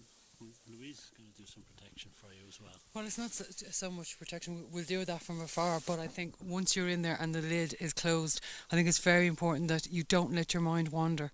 Whatever you nailing it shut. we are. We are. That was part of the deal as well. Well, I didn't know that. Well, I have the hammer in my hand. Look, I have the nails in my I'm pocket. just Go on, getting in you into get. it. I'm not thinking about it, so don't. Okay, go on, in. Try and think of really mundane things. Think about bills that you need to pay, putting the rubbish out, things like that. Don't let your mind wander. Now give me that microphone because you won't need that in there. I don't have a problem lying down. It's when the top goes on. How many nails are you putting in it? I'll put in enough so that you can't get out of it. You've got to be kidding me. How long is he going for in it for, Adrian? Well, we see how long he can stand it. Earlier on, Okay, so this is the tube for breathing, obviously. he's a tube for breathing. Now,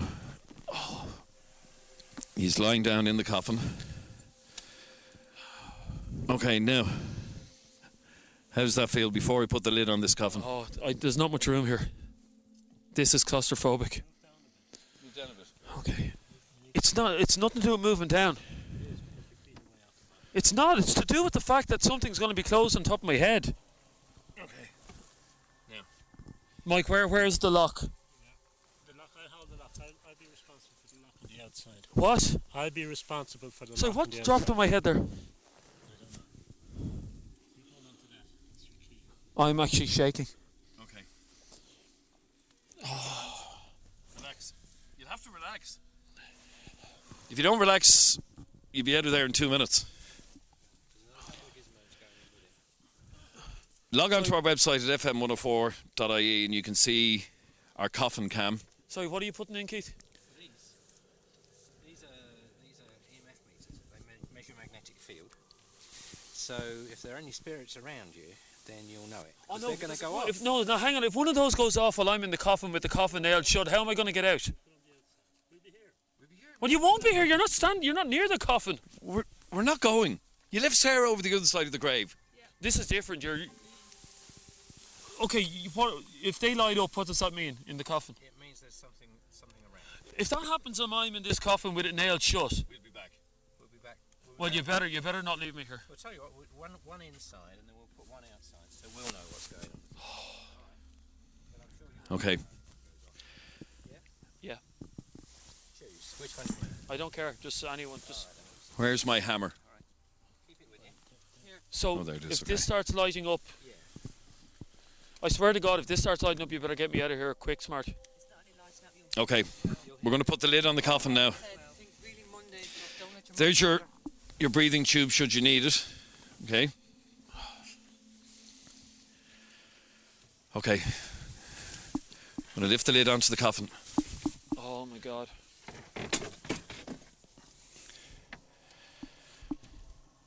Okay. Oh. Now, Jeremy is in the coffin. Can you hear me? Yeah. Okay. There's no room to move in this coffin. Obviously, it's a coffin. Okay. Now, can somebody just hold this microphone for me for a second? In my pocket here, I have some nails. Adrian, please don't put too many nails in the coffin. The lock is now on top of the coffin. And I'm going to nail this coffin shut, okay? Oh, shit.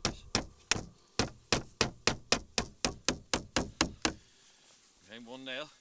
Oh. Okay. Oh, this is just so as you can't get out. Sorry, stop. What, This what? This is lighting up already. Look, I'm holding it up to the webcam. It's actually gone into the red. Stop nailing! Hello? Hello? Yes. It's lighting up going into the red already. What does that mean? It's lighting up and going into the red already. It means we've got some magnetic field around here. That it could be from natural sources, but it could mean something else. Okay. Just breathe, Jeremy. Whatever it is, he's going to be safe. You're going to be safe. Nothing's going to come. Listen to the expert. Okay, and one more. Just hold that for 1 second.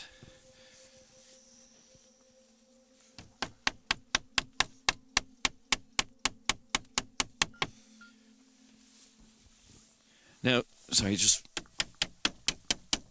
Oh my God. Can't believe I'm doing And this. the last one. Okay. Now, the next thing we have to do is to throw some clay on top of the coffin. Oh my God.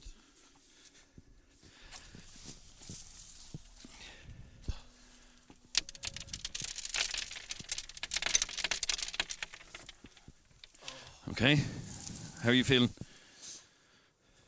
I feel like... Oh, I feel like crying. Jeremy, you are now doing something that very few of us will ever do. You are now buried alive. If you log on to our website at FM104.ie, you will see Jeremy in the coffin. So cold. How are you feeling? I can't move. Okay. On our website at FM104.ie, you will see the photographs, or you can see the camera, which is looking right up at Jeremy. You okay? Lads, this is moving again. I'm holding it up to the webcam. You can see it. It's moving. It's... Okay, we're going to all go back to our studio, and we're going to leave you where you are, okay? Be mindful that I can hear you at all times.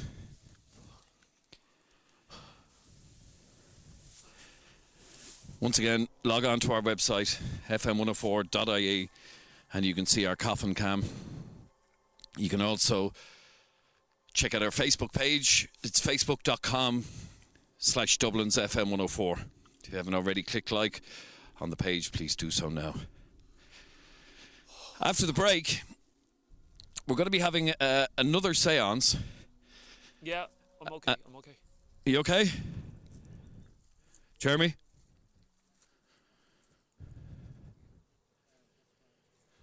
No. Sorry, can everybody please come around? I don't want anybody around from where he is. I want him left on his own. It's okay. Jeremy, can you hear me? Yeah, it's so cold in this coffin.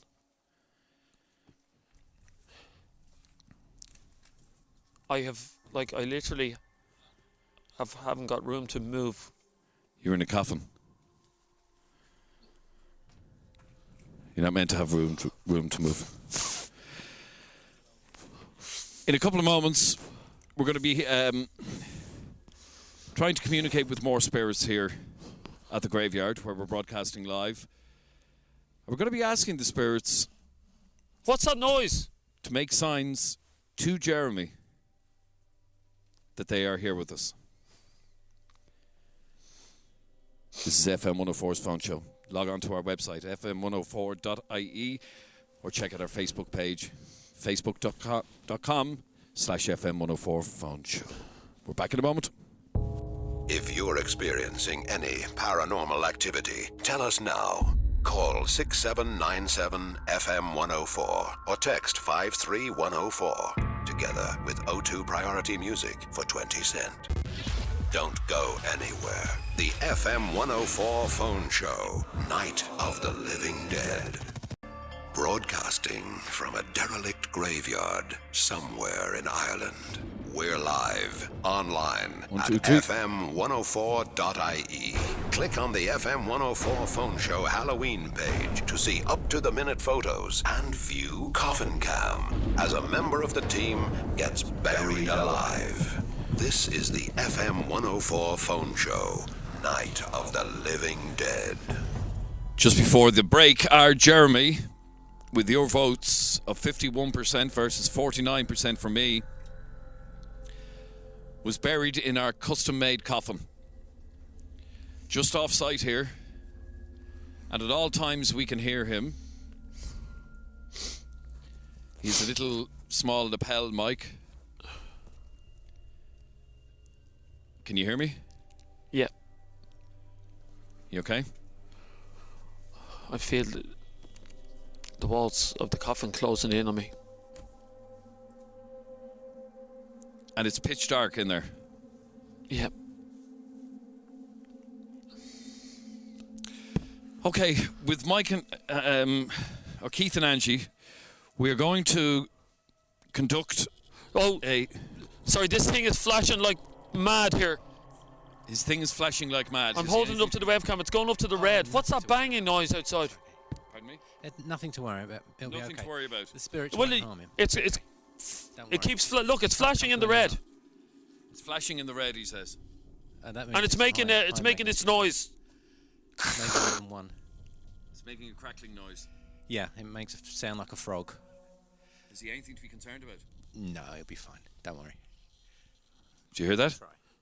Just tell him to keep his fear levels as low as he possibly can, because spirit, when they're around, if I'm scared shitless. really This thing is flashing like mad here. It heightens, and they can feed off of that, so it can get stronger. So if you can, as Louise said earlier, and it's very important, think about the mundane things that are of no consequence. Don't buy into the fear. Okay, are you listening to all that? Don't buy very into the easy to fear, say that just when think you're of not in the mundane coffin. things. What's Okay. that noise outside the coffin? There's nobody around there. There's nobody near you. You've been left totally on your own. This is flashing like mad. I've been told that you've nothing to be worried about. Okay? Okay. Okay, Keith and Angie, what are we going to do here? We're going to hold a séance here, and what we're going to do is connect with spirit and ask them, please, if they would touch Jeremy, if they would make a sound, well, to him that he can hear, just so that, let's see if we can get something at the same time as we're working here and doing a séance. What's going on for Jeremy in the coffin, and let's see if they will do what we request of them. So hopefully they will. Okay, all right. So let's get a gang round. Let's get everyone round, and let's get people joining hands. Okay,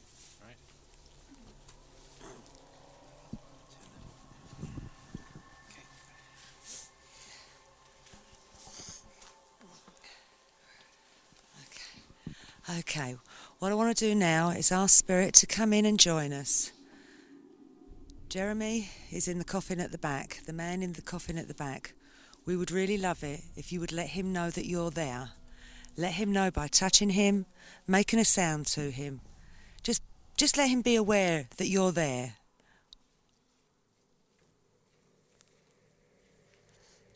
Use the energy around this circle. Use the power in this circle. It's after getting really, Come on, really my warm. friend, come forward. Do something for us. Let him feel you around him.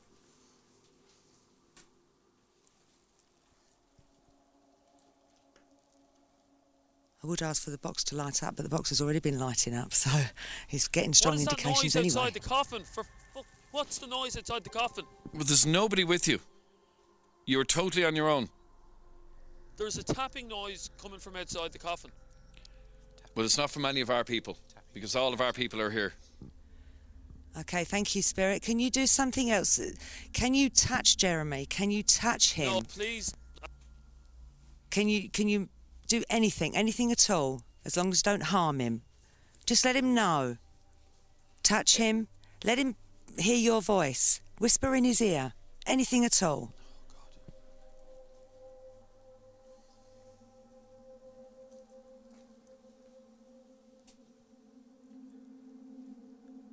I know that there's a gentleman around, and I know that he's quite a strong personality, and I would like you to show your strength by touching Jeremy, whispering in his ear, saying your name to him. Anything at all, would be so grateful.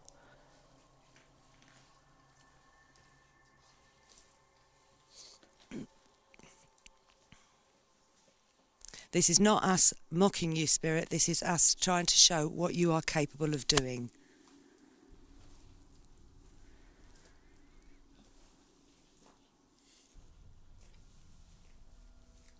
My right ear is after getting really, really, really warm. Your right ear is after getting really, really warm. Oh, fuck! What's wrong? Jeremy. Sorry, there's a banging noise. There's a banging noise outside the coffin. You want to get someone around here to check that out quick. There's a banging noise on the coffin. Okay, stay there. I'll come around. Okay, you all stay there. You continue where you were. Okay, hang on. I'm coming around to you. Hang on. It's over the far side of the graveyard. Okay. I can't stay in here. Jeremy, there's nothing. There's nothing. I'm telling you, I heard a bang on the coffin. Okay, I'm standing right above your coffin. What is that noise above the coffin? Nothing.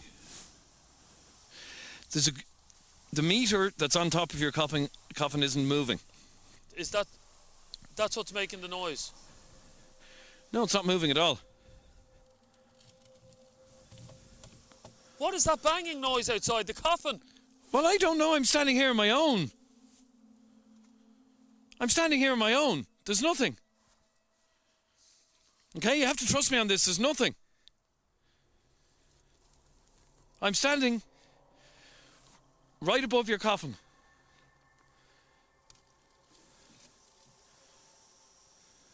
Okay? Yep. Right. I'm going to go back in and rejoin the seance. I want you to keep talking to us. Well, Okay. I told you I heard a bang in the coffin and you didn't believe me. Well, I'm after coming around, but I can't see anything. Okay, I'm going back around.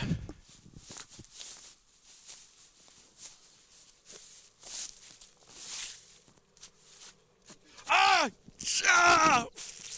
Oh, shite. Oh, sorry. Oh. I'm after banging my knee. It's not my ankle. No. It's my knee. You and Jeremy have done your knee in. Oh. Sorry. Actually, it's the same. Okay, sorry. How's Jeremy? I can't see anything at the coffin. Okay. All right. Jeremy, are you still hearing noises? No. No. But the thing I have in my hand, the meter thing, is moving again. The meter is moving again. Right. Okay. That could be an indication that something's around. So how about Maybe we use the planchette? we could use the planchette to continue. It's flashing into the red big time now. Get on the floor. We need to kneel down. Okay, we're all getting down on the floor. And very gently put your fingers. Which one we're using? We'll use the big one. Use Very the big gently one. put your fingers on the tip of this now. Okay, Spirit, come on. I want you to move this. I want you to move this piece of wood for us. It's flashing like mad. Just move it to show us that you are with us, that you are listening to us, that you are here. Can you do that for me, please? Okay, so is anyone doing that? Because that's lifting. Is anyone doing that? No. Have you all got your fingers gently? Okay, if that's you, Spirit, can you continue by moving it? Can you actually move it for me, please? Come on, my friend. Just keep moving it. I know that I've got a gentleman around me. If that's you, sir, can you move this to confirm it for me, please? We don't mean you any harm, and we're not here to shame or anything. We just want to communicate with you. Starting. It's flashing again. Now, is everyone happy that nobody, absolutely nobody, is moving that? It's on a flat slab of stone. True enough. Okay, thank you, my friend. Can you do that stronger for me? Can you do that stronger for me?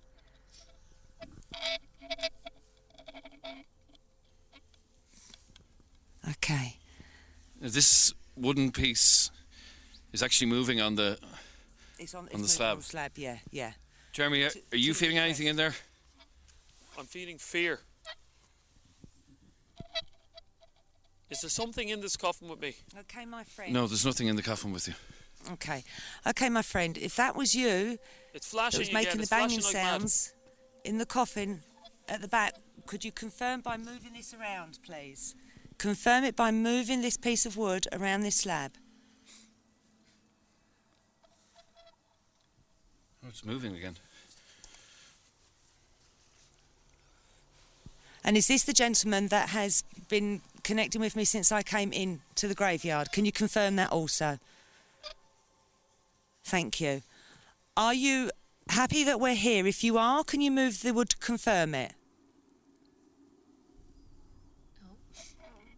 No, that's grand. We've got movement. Are you concerned that we're here? If you are, can you move the wood to confirm it, please?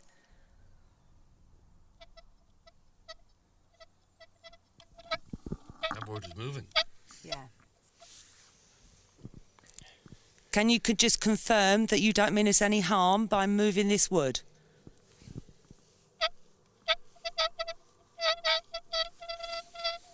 Wow. Well, now, this is proving it. You know, as we've always said, spirit, you know, they show us the way that they're around by different things. They can't come in and shake your hand, but he's confirmed that although he's concerned that we're here, he's not meaning us any harm. So that's the first thing. Of course, that would include Jeremy. And that would include Jeremy. Jeremy, are you listening to all this? No, I'm not paying attention. Well, you should be, because what we're hearing is that there's no harm meant to you at all. Is there something in this coffin? That's getting lively. Are you concerned for our welfare here? Is that why? Are there other spirits? What's going on now? It's just he's letting us know something. Are there other spirits Sorry, around hello. us? There's a growl. There's a growl. Do you have of other something. spirits around us, my friend?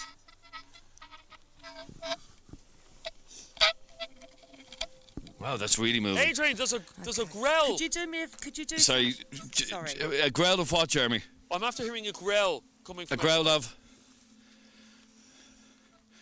What sort of a growl? a growl like a low. Sorry, I'm more concerned with this thing moving on the floor here. He's not stopping, is he? He really does want to keep communicating with us. You okay? It's heading towards the edge of the slab. He is. Could I ask you, my friend? Thank you for your communication with us. Thank you for all that you're doing. As you know, there is a gentleman in the coffin in the back. Can you do something to him? Can you whisper in his ear? No, please. Can you touch him? Can you do that for me? Can you confirm that by moving this piece of wood for me, please? Oh my God! Oh my God! Oh my God! Touch his leg. Touch his leg for me, please. No, please don't. He's banging on the coffin. That's me banging. I don't want anything touching my leg. Why is he banging? Has he just touched his leg? No, that's Jeremy banging. Yeah, that's what I'm saying. Has he just touched his Somebody leg? touched your leg. Please don't ask anybody to make any touch in this coffin. Sorry, Jeremy's very nervous in the coffin. Okay. So There let's is see. a growling coming. I don't know where it's Are coming. you, so you're happy on the that we're radio. here and you're happy to show Jeremy what you're capable of doing. You're happy to show us all what you're capable of doing. Can you take this wood around this slab very fast for us, just to show your power and your energy? Get some fingers up.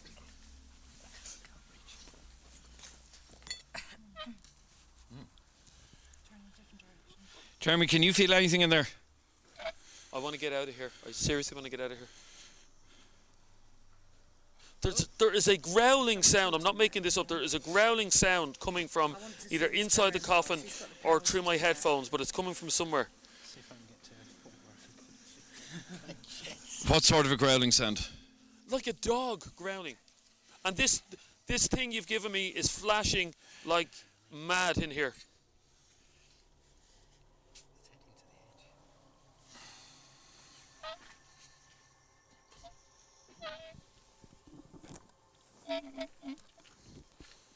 Why does it move when we don't ask anything?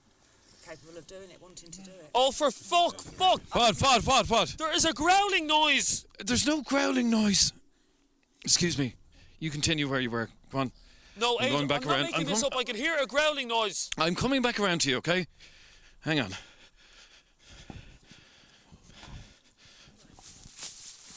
Oh my God.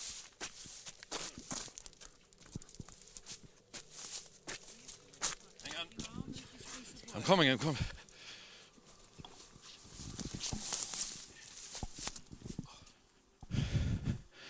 Now, I'm standing back at your coffin again. Still going, is it? Did that just move? There is nobody here, Jeremy. Can you do it more for me, my friend? I can hear a growling sound coming from outside. There's nobody here. Is there anything vibrating? Is there something vibrating? Do it more for me. No, I can see nothing. What is that noise? You know when you press the button. Honestly, and I'm here with the torch. I can see everything perfectly, and the moon is out. Well, I can see nothing in here, but I'm telling you now, there's a growling sound. I'm not making this up. What sort of a growl? Like a wolf or a... It's like a growl, but it's like something vibrating.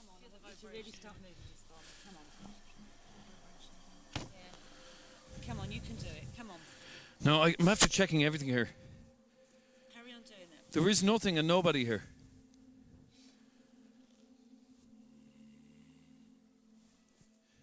Hello? Jeremy, you alright? I think that noise is coming from inside the coffin. Whisper your name. I'm standing into beside the Jeremy's coffin. ear. Look, I'll...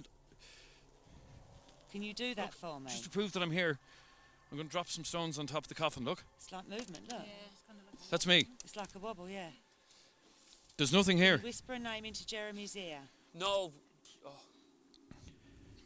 Jeremy, I'm going to leave you again. I'll be back to you in a moment. I'm telling you now, I'm not mad. There's a growling sound coming from inside the coffin. Well, I'm standing beside the coffin.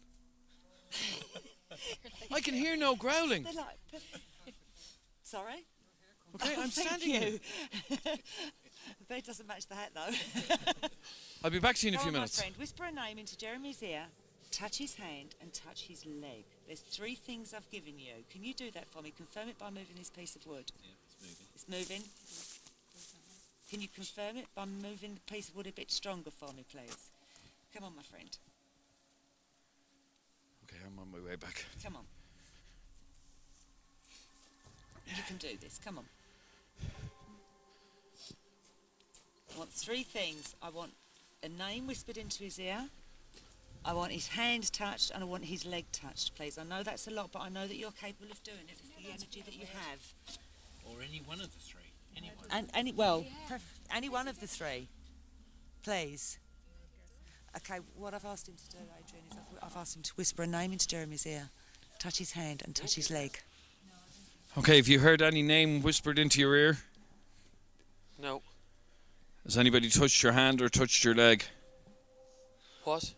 Has anybody or anything touched your hand or touched your leg? I can't feel anything. I'm frozen cold.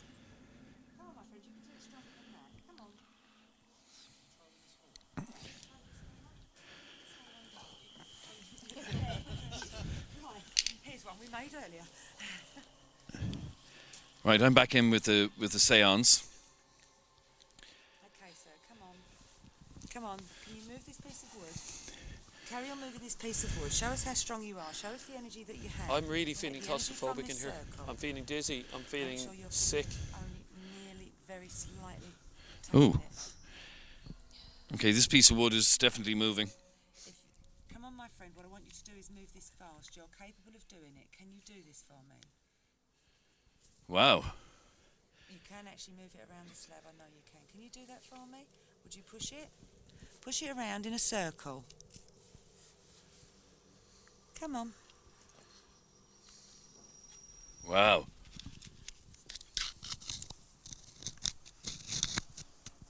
That noise, by the way, is this planchet moving around on this concrete slab. Can you move the wood to confirm that you are connected to the area, that you're connected to this land? Wow. Were you? I feel as though you had a lot of authority in this area. Can you confirm that for me? And that again is moving. Wow. You were a man of means. I feel as though you were a man of means. Oh my God. Jeremy, you okay? I'm cracking up in here. I'm actually cracking up. Okay, I need to... You think I'm going mad? There is a growling sound. Jeremy, how many times have I to tell you there is nobody there with you? I'm not hearing things. All of the staff are in here. Tad, what's he just had? What's just happened? He's hearing growling sounds. Growling sounds. Okay. There is. He's been hearing that for a while now, hasn't he? Yeah. Okay. No, we can't. None of us can hear this. But we can't hear them.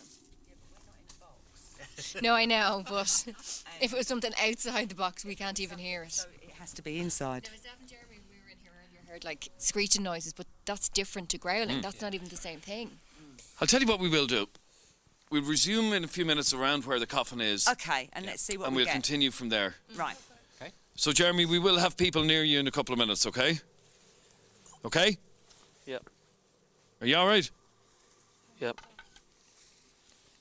Are you okay? I just want to get out of this. We can get you out whenever you want. That's where we can find my hammer.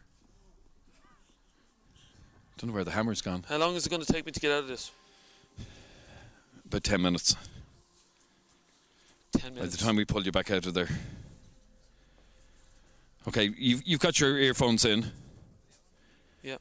Listen to our lovely commercial break, which is coming up now. Right now. Concentrate on all the ads. Think of nothing else. Okay? Okay? Yes, yes. Okay, we're going to take a very quick break. You're listening to FM104's Phone Show. We're broadcasting live. This is our Halloween special 2012, The Night of the Living Dead. Just a few of your texts that are coming in. I've just heard the growl that Jeremy can hear. Adrian, he's not lying. I could hear the growling when you were there. Well, I couldn't, and I was standing right beside the grave. Yes, Adrian, I heard the growl that Jeremy is on about, says Avril. Well, loads of you actually heard the growl. Log on to our Facebook page right now, facebook.com/Dublin's FM104. You'll see all our photographs. And on our website at fm104.ie, you can see our coffin cam, which is in there with Jeremy right now.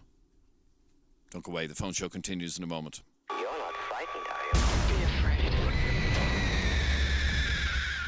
It's Halloween night, and we're confronting our biggest fears live. This is the FM104 Phone Show. Did you hear that? Night of the Living Dead. Broadcasting from a derelict graveyard somewhere in Ireland.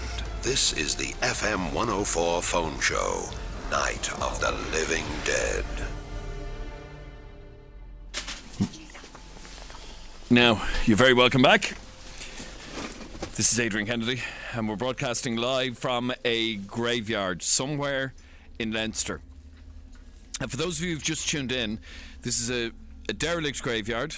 The most recent grave we were able to find here was from 1892. Earlier on in the programme, you voted for Jeremy to be locked in a coffin and buried alive. Now he's still there. How are you feeling? I can't find the key. Mike gave me a key to bring with me to the coffin. Yeah? And I don't know where it is. Well, it's in there somewhere. No, it's not, because it was on. I could feel it on my chest. I could feel it on my chest, and now it's just disappeared. Well, as I explained earlier on, you are nailed in there. The coffin is nailed shut. I can't see a thing anyway. So nothing can get in there.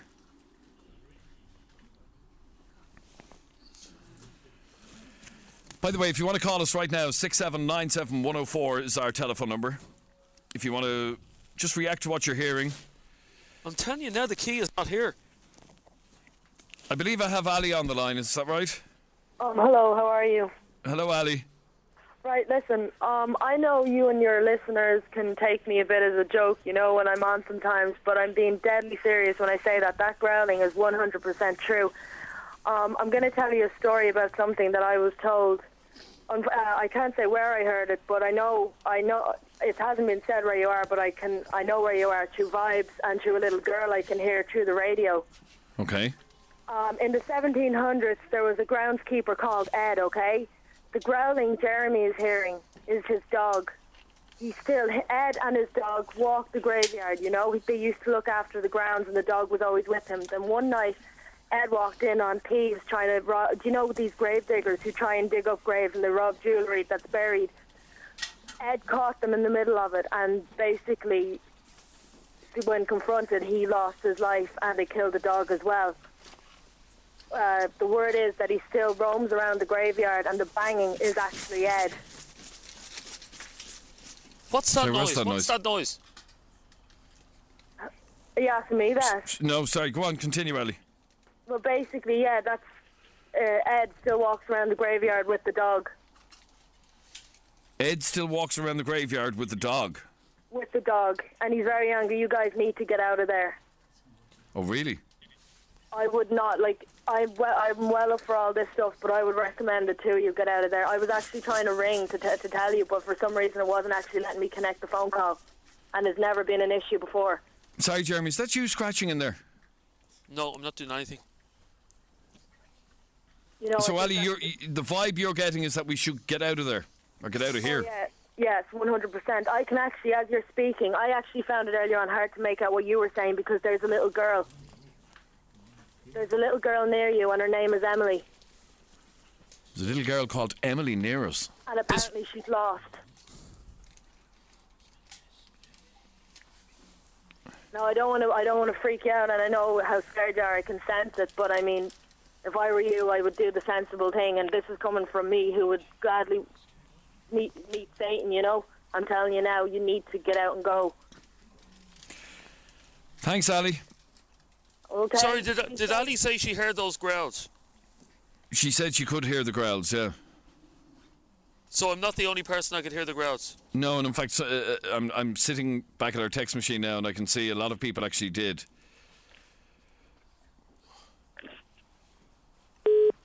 Oh, she's gone. I don't think I can take this much longer. Okay, but we're going to resume our séance near your coffin. What the hell is that? Hello? What the hell is that? I don't know. What? Sorry, can somebody go around to him? There's something rubbing on top of the coffin. What the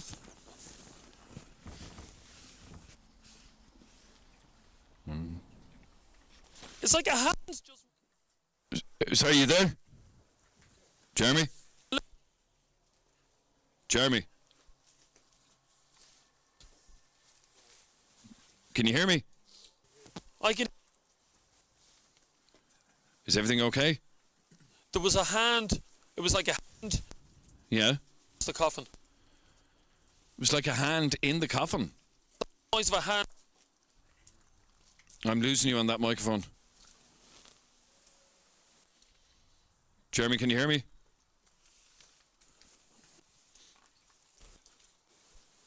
Jeremy? Okay, I'll have to go around to him. I can't hear him. 6797104 is our telephone number. If you can hear what he says he can hear. Susan, you're on FM104. How are you, Susan? Hiya. I think there's this girl, Ali. Seriously, there's something wrong with that girl. I think she's just trying to scare you. Well, I have to be honest with you, Susan. It's fairly scary. Oh. Yeah, I know, but there's something wrong with that girl. Yeah, I'm not far from disagreeing with you. I don't think she should be allowed on the show, to be honest with you.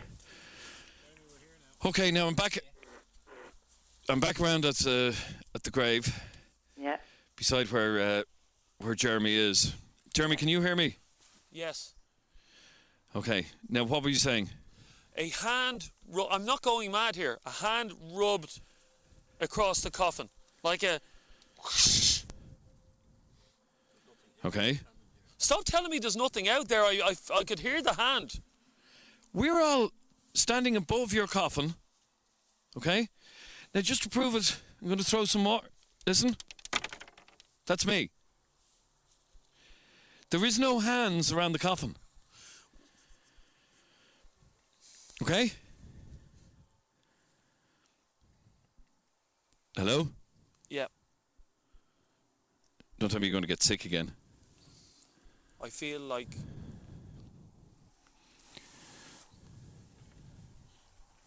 Are you okay? No, I don't feel well. Okay, we're going to take a very quick break, and after that break, we're going to conduct a séance right here beside the coffin with you in it. Oh my God. Okay? And I'd like to hear from you. You can call us now. 6797104 is our telephone number. Quick break and we're back in just a second.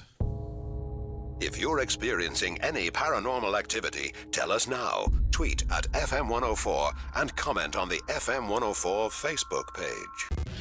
Don't go anywhere. The FM104 Phone Show. Night of the Living Dead. Here at Dublin's hit music station, FM104. We're packing our bags to go on tour with Rihanna. What's up? This is Rihanna. From November 14th to 21st, FM104's Sean Monsanche will be traveling the globe with the biggest superstar in the world. To celebrate Rihanna's 7th album in 7 years, Unapologetic, FM104 will be boarding Rihanna's private 777 Boeing jet, flying to 7 cities in 7 countries in 7 days, where Rihanna will perform an intimate gig at 7 p.m. We'll bring you daily, exclusive behind-the-scenes news as FM104 goes global with Rihanna. The only station in Dublin on tour with Rihanna. Yeah. Dublin's hit music station, FM104. Here's to hundreds of big labels at small prices. To this season's one-off pieces, coats, shoes, bags and suits, always up to 60% off the RRP. Whatever your style, whatever your age, love your catwalk, respect your money. TK Maxx, fashion direct from designers, savings direct to you. A lot of people say we've no control over how this country is run. But in reality, we have the final say on the most important document in our society. Our Constitution. The Constitution sets out the framework for our country. And defines our entire legal system. And it can only be changed if we, the people, say so. On Saturday, November 10th, we'll be asked to decide on whether or not we should change how our Constitution addresses the rights of children. We all have a part to play in making this decision. Make sure you play yours. Before you vote on Saturday, November 10th, get the facts about the children referendum. Read the Referendum Commission's independent guide delivered to your home or visit referendum2012.ie.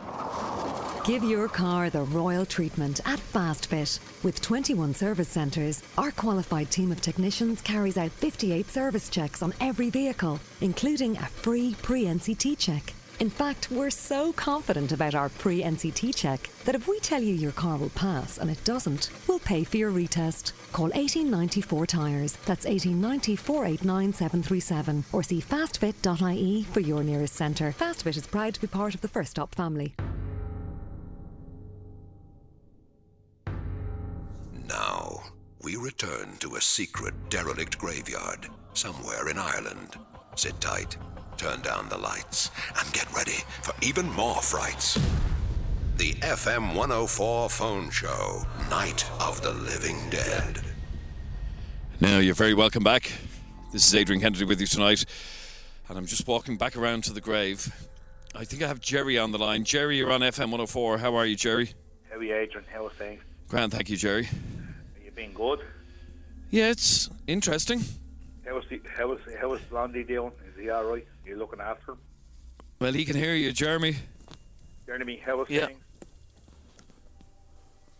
Jeremy? I feel sick. Anyway, Adrian, can you hear me?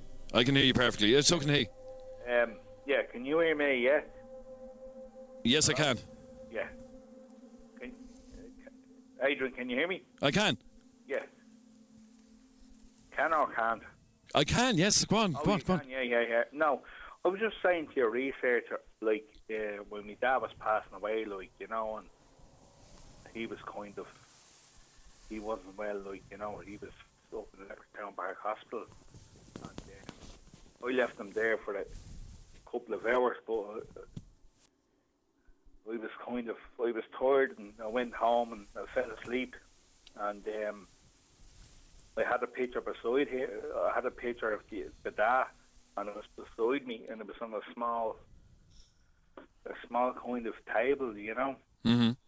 And there was no drafts, there was nothing, and the picture just came up and fell on the ground, you know. And it was about half an hour later, I got a phone call from Leopardstown Park Hospital to say that the dad had kind of passed away. Oh, no.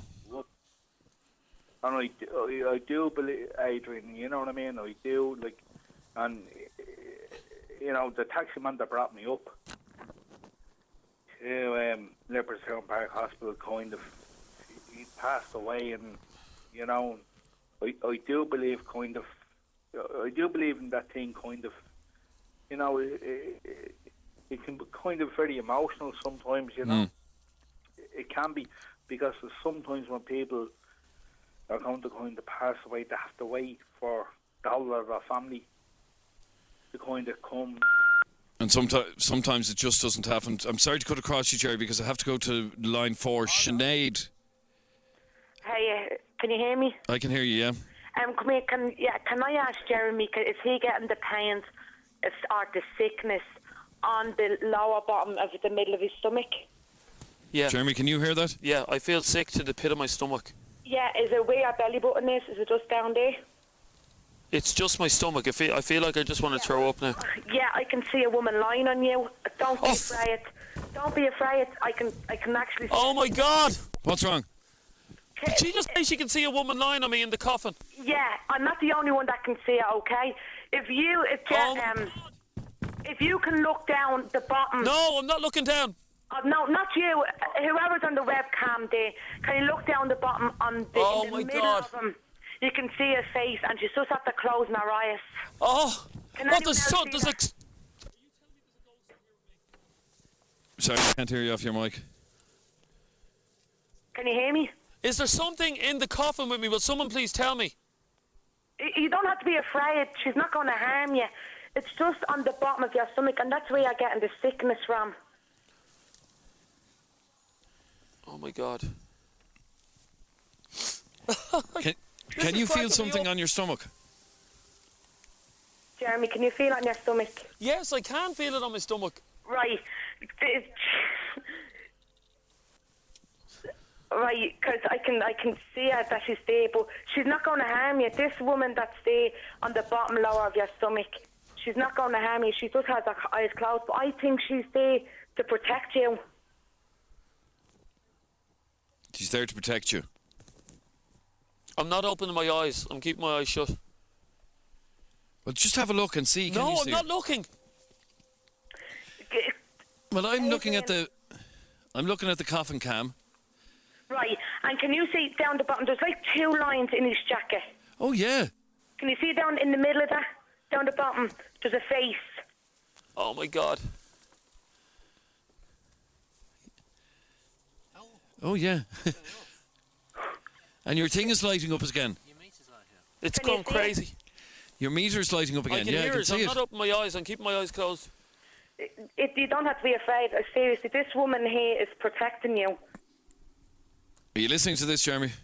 She's protecting you. There's a spirit of a woman in the coffin with me. I'm not opening my eyes. She's down the bottom. That's where you're getting the sickness from, because she's just lying there. Oh my God. I'm not being a chicken here, but I'm not opening my eyes if she's telling me there's something on top of me. Just have a look. No. Go have a look, because when you open your eyes, she'll open her eyes with you. No, I'm not opening my bloody eyes. This thing is making really weird sounds. No, yeah, but can you not hear the scrapes anymore? All I can hear is the noise off the box that's on my desk here. But she is there to protect you. She's not going to hurt you. She's not going to harm you. Are you okay? But I think if you relax yourself, she will go. Jeremy, what I'm hearing is that you need to relax a bit. No, I can't relax. I'm not open. And she's just had to tell me there's a woman on top of me, a spirit of a woman. I feel like I'm about to get sick, so I can't calm down. Come here, I think you should get taken out of that coffin, to be honest with you, because you're going to end up taking a panic attack or something. Okay, stay there for a second. Brian, you're on FM104. How are you, Brian? Adrian, hello, good afternoon to you. My name is Brian Carter, and I'm actually a historian in Dublin. I look after all historic facts around Dublin. Now, I won't say where you are, but I'm quite close to you. I texted you earlier on in the evening. and you never got back to me. Now, Ali, your caller that was on earlier, she had got a point. To a certain extent, what she's saying is true, but I know the full facts of that actual cemetery that you're in there. The guy that walks that cemetery, his name is John Bowen. He was sentenced to death in 1820 because he was a thief, and he used to cause a lot of people a lot of harm. He does have a dog. He used to set his dog on people back in the 1820s, quite an aggressive dog. Right. Caused a lot of people a lot of problems. He was sentenced to hanging in 1820, and he's buried in the cemetery there. Now, he was buried in a shallow grave because what they believed back in the 1800s was anybody that actually was anyway bad, they didn't deserve a full burial, and didn't also get a headstone. Oh, right. So he is buried in the grounds there. I live in Mount Phoenix in Rathfarnham, and we've quite a couple of graveyards up this way that would be very similar. We've a lot of shady characters buried in them. His daughter's buried there too. His daughter's name is Emily. Oh, right. And that's the girl. Sorry, I'm just a little bit concerned about Jeremy here. Are you okay there? No. Hello?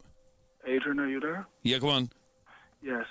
His daughter's name wasn't John's daughter. There was a girl called Emily there, and that was buried there. The MacDonalds.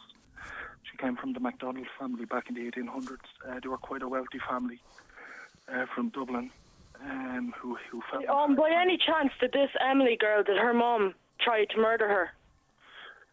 It's not. Because there's a little girl that I can hear. It's not so much that I can hear her voice. It's more. It's kind of like it's being passed through to my mind. But what I'm being told is that the mother, after her father passed away, had a bit of a breakdown. Emily died in 1820. Emily died in 1824 of starvation. And you know that this is in this graveyard? I know where you are exactly. I'm within about a 10-mile radius of you there. And I can tell you for full fact. I could email you some historic information about that graveyard tomorrow. Okay. But John Barrow was the man that died, and he was sentenced to hanging in 1820, 4 years prior to when young Emily was passed away and buried there. But he was quite a shady, evil character, and that's his dog. I would imagine that you're picking up. It was kind of a mongrel dog. Like, he wouldn't have been a big dog, but he was a black kind of mongrel mixed between a Jack Russell and quite a raggedy-looking dog. He used to break. As you speak now, I can actually hear them asking Jeremy to get out of the coffin. Jeremy, oh my God! In the coffin. Okay, well, thanks for your call. Just very quickly, Max is on the other line. How are you, Max? Adrian, how are you keeping? Very quickly, Max. Adrian, can I talk to Jeremy for a second? I think he can hear you. Yep. Jeremy, how are you doing? Hi, Max. Jeremy, I worked in the graveyards for 6 years. My father worked there for 25 years. I can tell you with 100% guarantee the scratches you heard in the coffin were just rats. Okay? Rats eat the dead body. Okay? And sometimes when we used to lower the coffins down, the rats would run across the top of it. And the reason why it sounds like a hand is because the tail is scratching behind the rat. Oh my God, there's rats on the coffin. It's just rats. They eat the bodies. Don't listen to those weirdos talking about the excuse me, you are totally and completely wrong. Whatever is there, I can guarantee you now, is not a rat. Of course you can. Have you had a few drinks tonight? Listen to me, Jeremy. I don't drink, actually, you know. Of course you don't. I don't actually drink. I am in groups for this kind of thing. I study this kind of thing. This kind of thing is my life. You know, this type of thing. Okay, lads, I don't want to have an argument about this because Sorry, I need to. Adrian, can I yes, very quickly, Max. Yeah. Jeremy, please. Paul, you can cut all the other lines there except for Max. Don't get sick, right? Just calm down. I swear. Now, I was actually putting a prank into a coffin, not the same as yourself now, not underground or that, but just above ground. And trust me, it's just rats and mice. That's what they do. And the growling you hear, rats actually growl. They make this little growl. Was it it sounded like a dog? Did it? I don't know what it sounded like. It's just, that's what I mean. You wouldn't know, but they actually growl at a really low frequency. Do not worry about it. It's just rats. I swear to God. Just I don't know why I'm saying God, but you know what I mean. All right, Max. Thanks very much indeed. Before Keith and Angie leave, we want to conduct our final séance, and we're just above your coffin, Jeremy, okay? Hello? Yeah. You crying? I'm grand. You okay? There is... What that girl said was right. I am sick to the pit of my stomach. There's something in this coffin with me. Okay, we're going to conduct our final I can seance. feel a weight on top of me, like there's something on top of me. You can feel a weight on top of him. Well, that could be that, because remember we have been asking Spirit to do something to him. So, I mean, they could well be doing that. And it can also be an element of fear as well. He's been in there a long time. So, you know, it could be Spirit, it could be his fear building. And, of course, like we said earlier, if someone is frightened... This thing is going crazy. It will feed off the fear.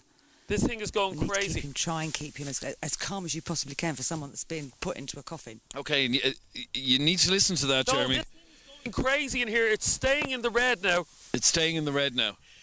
Has Jeremy got a phone in there with him that's turned on? Have you a phone in there that's turned on? Just the radio. That's... Is the radio on? Just the radio. That should be okay. No, it's okay. But a mobile phone, if it's turned on, may affect that meter. But if he hasn't got that, then it's not that. The other thing to remember, if there was going to be any real harm done to Jeremy, you know, he's been in there a long time now. It would have been done. Okay, well, let's do this. We'll get you out of there soon, okay? Okay. What was that? That was me. Okay. We're just clearing a space on top of your coffin.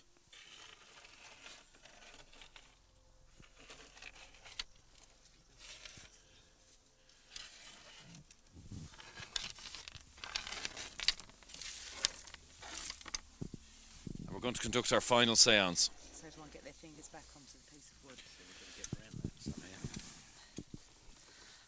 Okay, Spirit. Can you please move this piece of wood? Just confirm that you are with us. Move this piece of wood.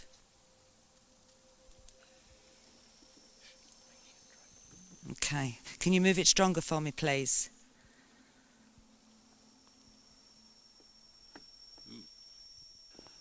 Is that... Yes, it is. And it's really moving. Don't you... Wow.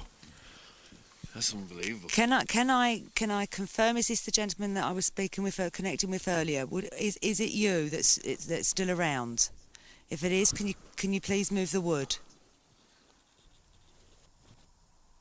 Okay. Can you move it stronger, my friend?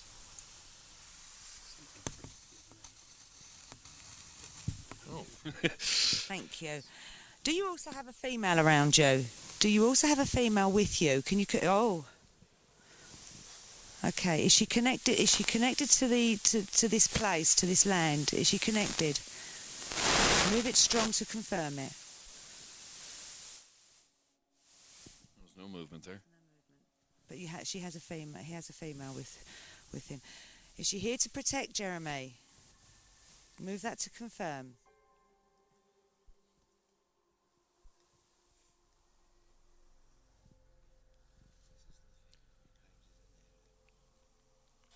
Oh! Get me out of here!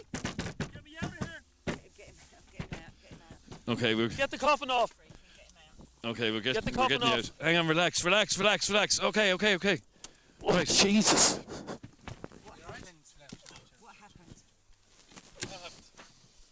You alright? Oh my God. Just a few seconds for your eyes to get accustomed to Yeah, I told you to get you out quick. Take some deep breaths. You okay? I want to get out of here. I mean, You alright? Yeah, give us that. Got it? Lovely. where's the key? Okay, we're getting Jeremy out of the coffin now. Okay. Are you up? Okay. There's your radio on the ground. I was pinned to the... Oh, I'm completely dizzy. What did you say you were pinned to what? I'll have to sit down.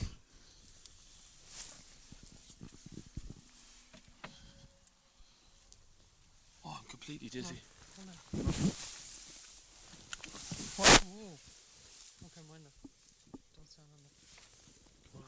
Now, how are you feeling? I feel sick. You look terrible. Was that worse than you thought it would be? Yeah, I just got pinned to the bottom of the coffin there, and I could hear the wood moving along on top. Oh, I feel sick. You alright? I'm completely dizzy. Okay. Yeah, I need to sit down. Okay, we bring him around there. Okay, we're going to take a final break. And on the way after that break, we'll just have a roundup of what has happened here tonight.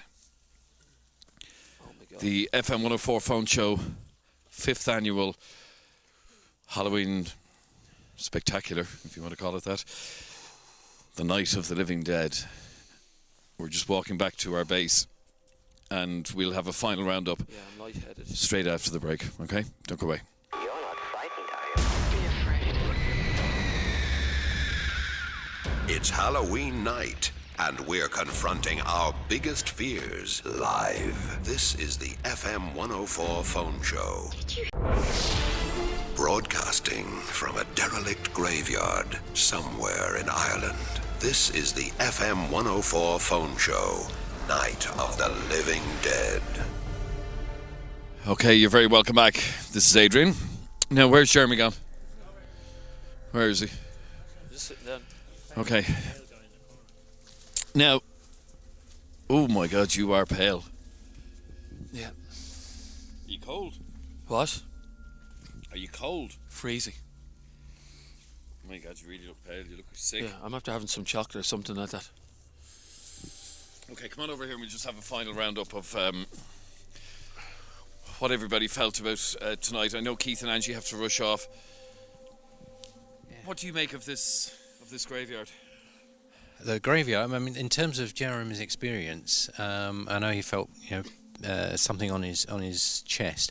It's actually a very common phenomenon when an environment has some form of presence. There's people who kind of feel pinned to their bed at night. So this is a really common phenomenon. But it kind of suggests there may well have been something around. And Angie? Yeah, I go with that definitely. And what I find really amazing was when we asked if the female was there to protect Jeremy. I mean, that planchette just flew. It jumped up, you know. It didn't just move, it jumped up. So for me, there was something around. They'd been acknowledging, we'd been asking them to do things, they were doing things, but poor old Jeremy was experiencing. Tell me about the pressure you could feel on your chest. Just a pushing down. But you really look ill. I don't feel well. Okay. Now, Louise and Mike, before we wrap this up tonight, earlier on we got the feeling we weren't welcome. Then we got the feeling we were welcome. How do you feel now? Do you feel it's time we left? Well, I think it's definitely time we left. But yes, you're right. There was contrasts from the moment we walked in. There was contrasts, and we were hot, we were cold, and everybody here fluctuating. Felt the same thing, yeah. When we went round the back, and I feel perfectly warm now. Yes, and it just happens within seconds. And on the stroke of midnight, it just started to get warm and calm, and we all turned off the lights, and the light of the moon was just amazing, still is. So I think it's a very, very peaceful, welcoming place, and if I had to choose where I would want to end my days, it would be here. But I still would never be buried in a coffin alive.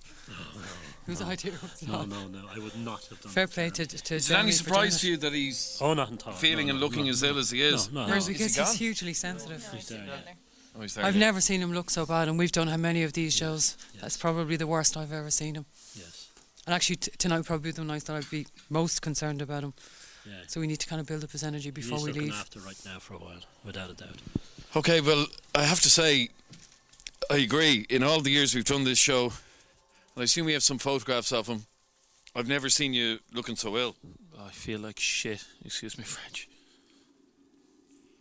An hour ago, I was roasting hot, and now I'm freezing. Well, no, you have been in the coffin for an hour. But I was warm at one stage in the coffin. All right, well, look, we're going to wrap up our Halloween show for this year. The Night of the Living Dead.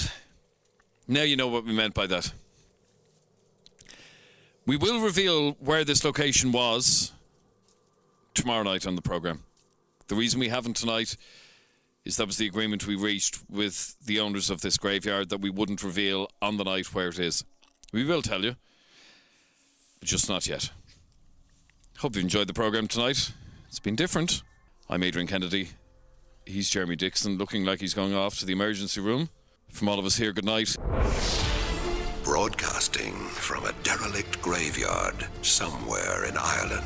This is the FM104 Phone Show, Night of the Living Dead.